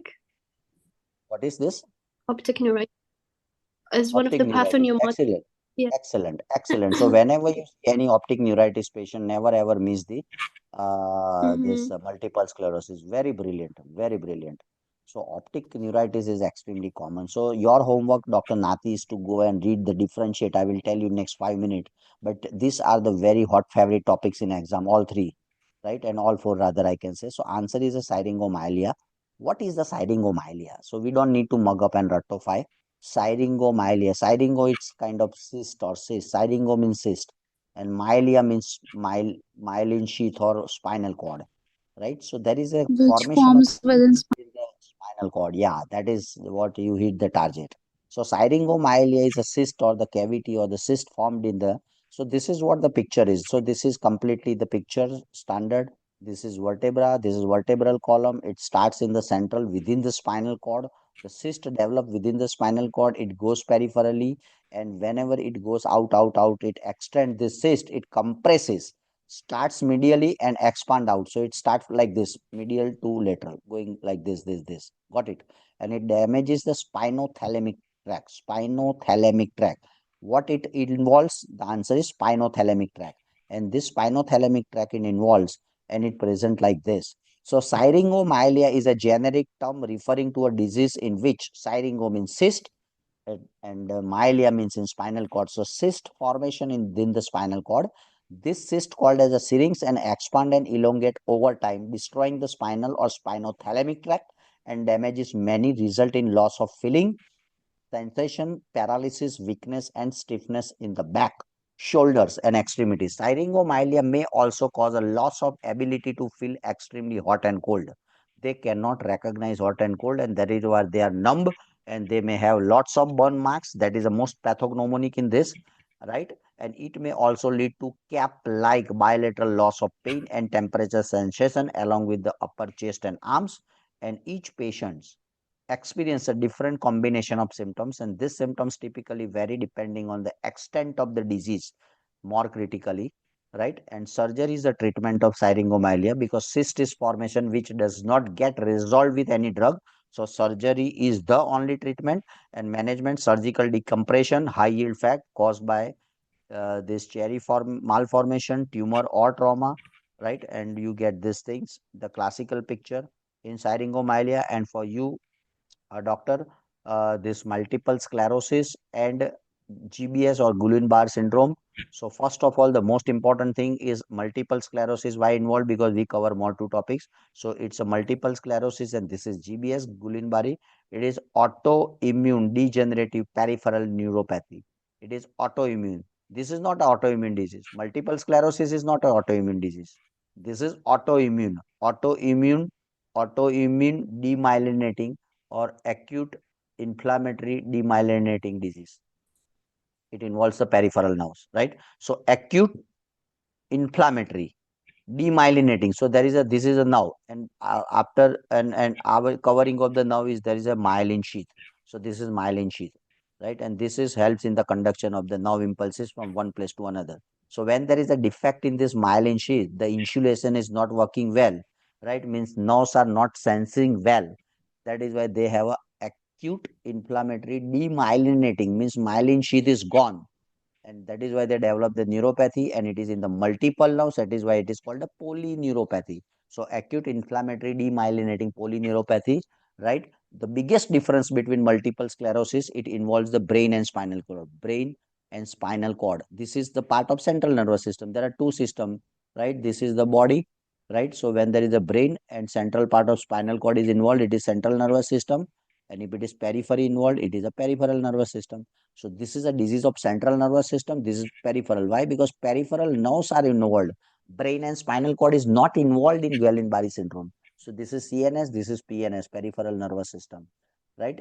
And this is a disseminated in time and space, right? It is a rapidly ascending paralysis. Rapidly ascending. Ascending means what? Ascending means start from the lower limb, going upper, diaphragm is gone. Diaphragm paralysis, and major cause of death in GBS is a diaphragm paralysis or acute respiratory failure. Patient may die. So GBS, you need to do regular the check on the respiratory functions or pulmonary function test. If it is deteriorating, keep the patient admitted and keep in close observation or ICU. Otherwise, he will die because of respiratory failure, right? And here the key finding is upper motor neuron these things and areflexia. So this is the key information. One thing they have not mentioned in this chart is the treatment. So you go and treatment is your homework, doctor. What is the treatment of multiple sclerosis and what is the treatment of GBS? That you go and find out. It is again exam question. That's it. So this is a GBS. So sorry, this is a syringomyelia. So this is what I have told in detail in a schematic way. Next, last couple of questions. Just bear with me for more 5-10 minutes. 57-year-old woman with who underwent emergent cholecystectomy for perforated gallbladder 3 days ago prior. Now he has a fever 103, complaining of chills. Patient has not been ambulating, and she says that she has a great deal of pain at her incision at cholecystectomy site. What is the most likely cause of her fever? Atelectasis, UTI, wound infection, DVT, abscess. The most important clue what I can give you in this scenario is the causes of post-op fever. Causes of post-op fever. Post your answer in the chat box.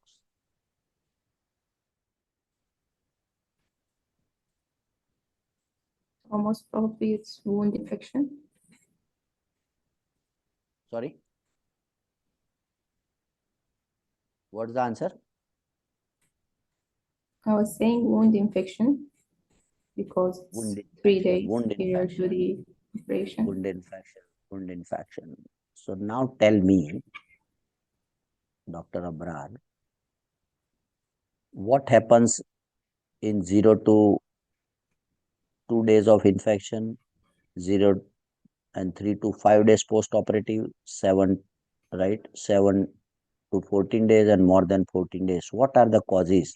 If somebody tells and comes to me within 2 days of post-op fever, within 2 days, what are the causes? Within 3 to 5 days, what are the causes? Within 7 to 14 days, what are the causes? And beyond 14 days, what are the causes? That is the answer and clue. Tell me. Anyone? Yes. Anyone? What's the answer? Give your answer. Forget about what it is written in there. You need to think. You need to think. Zero Abrar, what's will the answer? be no signs of infection or clean wound. So zero is what?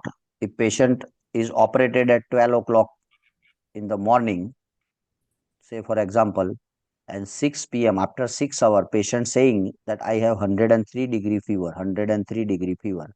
What causes I can think? Patient say after 3 days on day third, he's saying I have 103 fever. What's the cause? Seventh day is saying I have 103 fever. What's the cause? That is what I mean to say. So let me conclude very quickly and fastly. I have a very nice cartoon for you. So I will draw that cartoon for you so you never ever forget in your lifetime about the post of fever, right? So post of fever, right? This is how I remember. I want you to remember as well. So this is a man. This is how remember. Probably you will love my technique because I try to make the subject easy. So first lung. Lung means air, means wind.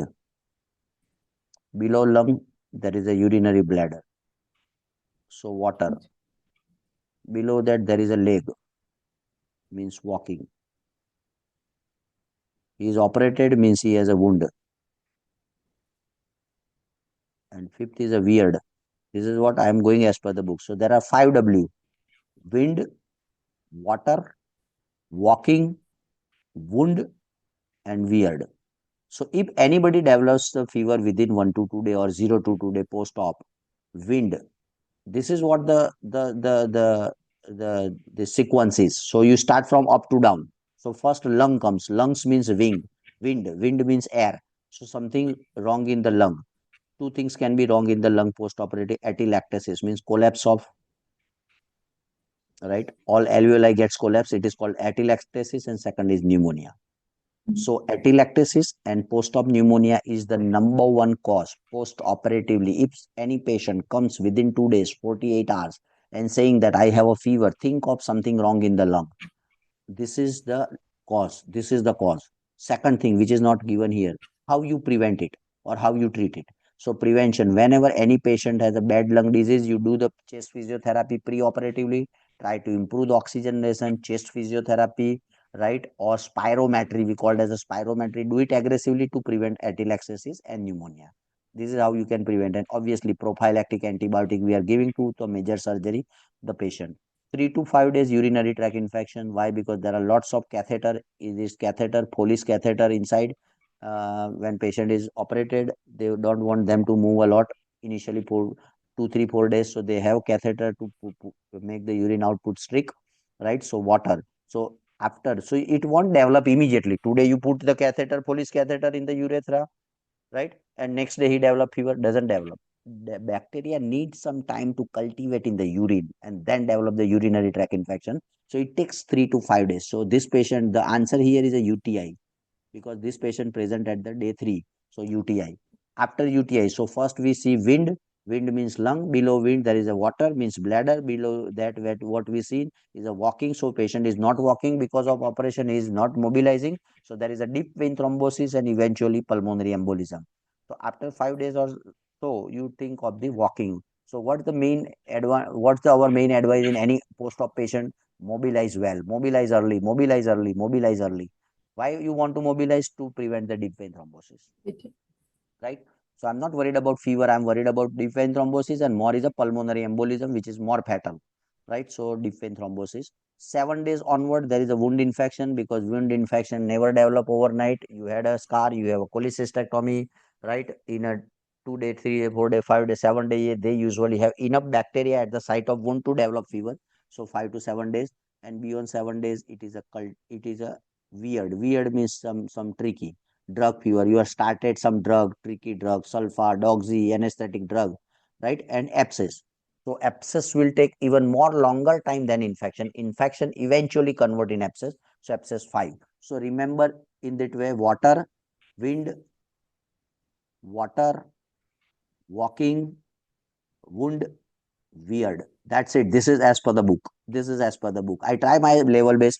by schematic presentation to make it bit simpler for you, how you can remember, otherwise it's tricky, right? So now go back to the questions again and answer it. So now your job is very easy, and this is how, and this is applicable across the globe. So any patient in your OPD, APD, or indoor patient is operated and telling about the fever, go and check the day, number one, first day, and try to find out amongst what WB 5W what could be the cause. So they are saying this fever comes on the day 3. So day 3 is most likely infection, UTI. So here the answer is urinary tract infection.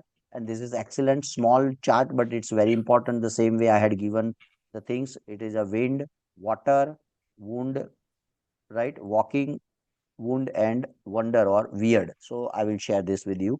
So that's it. So this is what the thing is. And last but not the least, this is the last question for today. Then we have little quick feedback. So just bear with me for 5 minutes. I am on time. I told 6 to 8. It's 5 minutes less to 8. So I'm on time. 37-year-old woman present with her physician with 3 days of fever, fatigue, rash.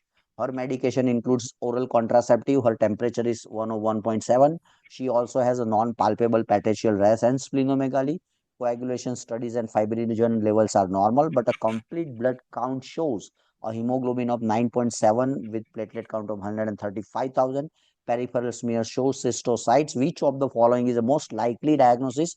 Is it DIC, that is disseminated intravascular coagulation? It is HEELP, means HELP syndrome. It is HSP or Hannah-Scholin purpura. It's ITP, immune thrombocytopenic purpura, or it is TTP, thrombotic thrombocytopenic purpura. So your time starts now. Think of it for 30-40 seconds. Post the answer in the chat box. This is the last questions for today. I invite Dr. Afrin to also get ready just for feedback, and students also give their feedback. So last questions. I also close this session with Dr. You, Dr. Brar. What do you think why it is a HELP syndrome, and what is the HELP syndrome? Tell me the full form of HELP syndrome.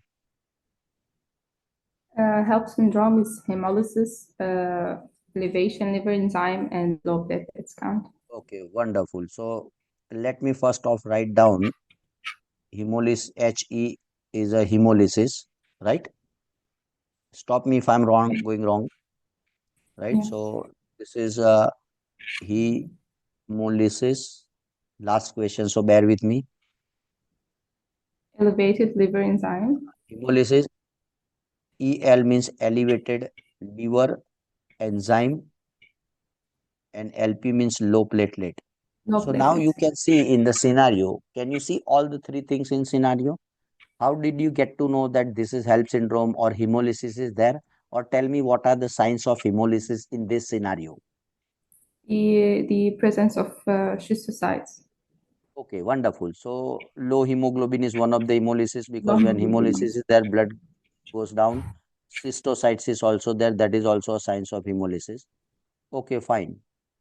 Do you think in right? Okay, fine. So this is one elevated liver now. So hemolysis, 2 points are favoring hemolysis. Another thing, elevated liver. So where is the elevated liver enzyme, doctor? Not mentioned. Sorry, Not mentioned. not mentioned means no there. Not mentioned means normal. Normal. Yeah. Not mentioned means normal. Here the diabetes is there or not. Not mentioned means normal. Vitals is Yeah. not mentioned means normal. And low platelet. So here the platelets is low. So out of three, EL is gone, not there. So do you still think that this is a HELP syndrome? Does it require all three, or two of them is enough to diagnose as a HELP syndrome? I'm not sure. Sorry. I'm not sure if two of them is enough to diagnose the HELP syndrome. Fair enough. So you go and read the HELP syndrome. This is not a HELP syndrome, because to make the diagnosis of HELP syndrome, and HELP syndrome develop Sir, in it pregnant. is related to pregnancy. Yeah, so pregnancy is there. Pregnancy is there. No, it is not given. So still it is HELP. So no pregnancy, no elevated liver, nothing. So this is not a HELP. So I remove this HELP. Next comment. Next answer. There should be elevated enzymes, means increase ALT, AST, right? Alkaline phosphatase, blah blah, right? What are the GGT? These all are the liver enzymes that should get elevated, which is not elevated. Right. Any other answers? Last question. Any other comment in Sir, the group? E. Then I will go to the other options. E. It's a trompetic Yes. What do you think, Dr. Abrar? Then what could be the next answer if you are one? I removed it. Now, do you have anything in your mind? Sorry. Trompetic thrombocytopenic purpura. Okay, so now tell me about this as well. Sorry. So what point favorings? Whatever the answer you give me, I will match with the scenario. So what are the The criteria or what are the diagnostic criteria? I am saying, non-palpable petechial I am rash. saying, sorry. The non-palpable petechial rash and the splenomegaly. So forget about this scenario and tell me Yes. what is the TTP, right? So let me tell. This is the last question. No? So we will discuss properly. So what happens in TTP? What happens in HUS? What happens in DIC? Now tell me one by one about hemoglobin. How is the hemoglobin in TTP? How is the platelet in TTP? How is serum creatinine in TTP? Fever is there in TTP or not? Neurological involvement is there in TTP or not? Or what else? So TTP is the answer Sir, here. in TTP, HB Low, will be low. 1 minute, I will discuss with you. So TTP and HUS, the biggest difference in TTP and HUS, it is developed in the children. This is developed in the adult. Number one. This is because of usually post E. coli infection. E. coli infection, they develop HUS, and here Adams 13, ADAMTS. Adams 13 and is deficient, congenital deficient or acquired. Adams 13 is absent. This is the biggest pathology. In TTP, there is a pentad. Pentad means five things. Pentad. And here the triad. Here the triad. What triad? These three things are common in both. Here, low hemoglobin, low platelet, high creatinine. HUS, low hemoglobin, low platelet, high creatinine. What's the difference between HUS? One is this difference, one is this E. coli infection, one is children, and here fever is not there, neurological involvement is not there. Here fever is a common presentation, and here the neurological. So five things. This is three things tried, five things pentad. So usually in TTP there is a pentad, and once you suspect this patient, because you can't suspect in low hemoglobin, low platelet and high creatinine, because it's seen in both HUS and TTP both. Here how it differentiate between the DIC? DIC usually hemoglobin could be normal, very less because of septicemia, bone marrow this suppression, HB can be low. Usually WBC is high because DIC is commonest is a infection. Platelet can be low, increase creatinine, that also can be. But the striking feature in DIC is the PT and APTT is high and serum fibrinogen is low, which is normal here. Everything, coagulation profile is normal. PT, APTT, fibrinogen, all three normal in this, which is not normal in this, right? So here the platelet is low and PT, APTT high. This is, if you remember this, you can diagnose anything as a DIC. So whenever any DIC patient I going to see in the ICU, I see the basic thing. Okay, what's the platelet low? PT, PTT high, it is DIC. That's it. This is as simple as that. No need to mug up. That's it. Why? Because it is a consumptive coagulopathy. So it consumes the lots of platelets to make a clot. Disseminated intravascular. Disseminated means widespread. Intravascular coagulation. When there is a coagulation, to make a clot, two things are consumed. One is platelet consumed, one is a factor consumed. I will teach you in the hematology at length. Platelet consumed, that is why platelet is low. Factor consumed, that is why PTA, PTT high, because factors are utilized. Factor 5, 7, 9, 10, 11, everything. Right? So this is how you differentiate, right? And this is a classical case of thing. And why the cystocyte? Cystocyte is what? Cystocyte, this is excellent schematic presentation. This is normal. The WBC is biconcave or dumbbell shaped RBC, and within RBC in a soluble form, there is a hemoglobin. Hemoglobin within RBC in a soluble form, right? This is normal. This is normal, but cystocyte is a broken. Simply, you can say broken RBC. So if you cut with the sword, they are the half cystocyte, right? If you make it, it is full RBC. This is half RBC. I will mute all. Sorry to just avoid the disturbance. I muted all. So this is broken RBC. This is called as a cystocyte. The fancy name of broken RBC or fragmented RBC is a cystocyte, right? And cystocyte can be seen in lots of condition, and these are the list of the condition. Here you can see etiology with cystocyte, TTP and HUS, yes, you can see. DIC, yes, you can see. Mechanical and prosthetic or mitral valve replacement, yes, you can see. Malignant hypertension, yes, you can see. Burns patient, thermal injury, yes, you can see. Metastatic carcinoma, HELLP syndrome, and lots of congenital abnormalities. So all condition, not one condition. But how it difference it TTP is 5 things you remember for TTP if you want to diagnose: low HB, low platelet, high creatinine triad, plus fever, plus neurological symptoms, plus cystocyte. That's it. One line. This is one line. This is TTP. That's it. And it fits all. Go back to the scenario. Go back to the scenario. Then we'll pack up the session. So this is again the question is what is there? Patient has a fever. Yes, fever is there. Fever is there. Patient has a low hemoglobin. Yes, 2 things. Patient has a low platelet. Yes, 3 things. Peripheral smear has a cystocyte. Yes, right? And this is just for why it is not a DIC. I told you.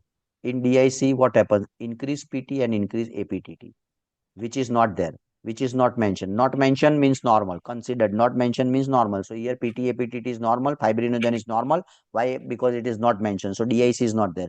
If they enter that PT high, PTT high, fibrinogen is low, diagnosis is DIC. HELLP syndrome, neither is a pregnant nor no elevated liver enzyme.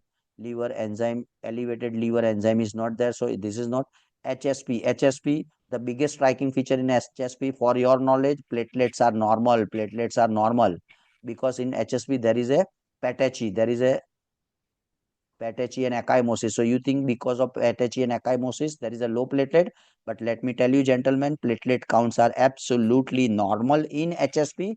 It is a vasculitis. It is autoimmune vasculitis, right? So there is a patachi, ecchymosis, and other manifestation, but platelets are normal. So here low, so HSP is not there. Idiopathic thrombocytopenic purpura, only platelet counts are low. Hemoglobin should be normal, which is low here. There is no cystocytes in peripheral. Never ever you can see in ITP, and that is why ITP is not there. HSP is not there. I'm giving you the reason as well, so you must believe. HELP is not there. DIC is not there. Thrombotic thrombocytopenia, which fits the whole criteria. So this answer is HSP. That's all. I'm concluding my sessions for today. Thank you very much for listening me for 2 hours. And now, if the Dr. Afrin permits, I can have little feedback of the class very quickly for 1 minute. Those who joined, if anybody in the class wants to give the feedback, what exactly you learned and how it was interesting for you today's session. Open for all. Just Yeah, next 10 firstly, or 5 minutes. yes, Yeah, sir. Firstly, before they welcome, open madam. their microphones, I would like to say something. Thank you very much. It was a great, interactive, and brilliant session as always. As you know, I always enjoy your classes thoroughly. So My I'm pleasure, very madam. My sure pleasure. everybody else, yeah, I'm My very pleasure. sure, I'm pretty sure everybody else agrees with me on the same. And although I wished everybody interacted a little more with you so that it would Yes, have been more it was little interactive and less. Yeah, engaging for them as well. Yeah, never mind. And I would really like to thank you for taking a 2 hour long session and giving it as a free trial to our students. Thank you for agreeing. It's my not easy to pleasure. take a 2 hour long stretch and long class and one stretch. I understand it's very difficult, and thank you for taking out time. My pleasure, madam, always. Yes, Dr. Abrar, any comment from your Yes. side? How did you enjoy this session or something new learning for you? Yes, of course, doctor. I have learned a lot from your session, and because I was thinking always this is a diagnosis because of this and this and this, but you make it more clear for me to look to the question with the from the other side also. Excellent. So something you like the Thank you most very in the much. sessions today? Excuse me? Something you like the most in the sessions today? Yeah, the way that you're explaining the answers and for the other wrong answers also. So I like the way of your teach, doctor. Thank you very much. Thank you very much for your kind info, this feedback. Anyone, Dr. Neha, Samina, Fiza, quick comment. Quick comment.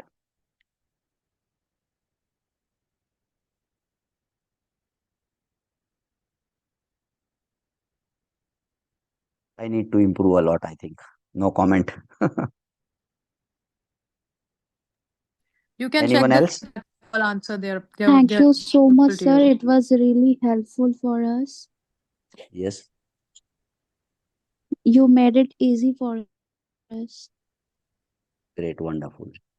Thank you, Tanya. Thank you for your kind this feedback. Anyone last 1 minute? Anyone quickly? Anyone? Samina? Neha? Okay, thank you very much. So you can post it in the group as well later on. Thank you once again, Dr. Afrin, for providing me the great opportunity to speak on this platform. And with your kind permission, I will pleasure. Thank you. continue. I will continue this mock test probably every fortnightly, every 2 weekly. I mean, every 15 days, I will continue my mock test with your kind permission. Yes. Right. Yes, So definitely, thank you sir. very Yeah. much. And stay tuned. And if any further questions with this, feel free to post it in the group. We and our team of coach will going to guide you for sure. Thank you very much and enjoy your Sir, evening. can we get this video of today's? Absolutely, absolutely. We'll do it as soon as possible. Probably by today only. Thank you very much. Take care. Good night.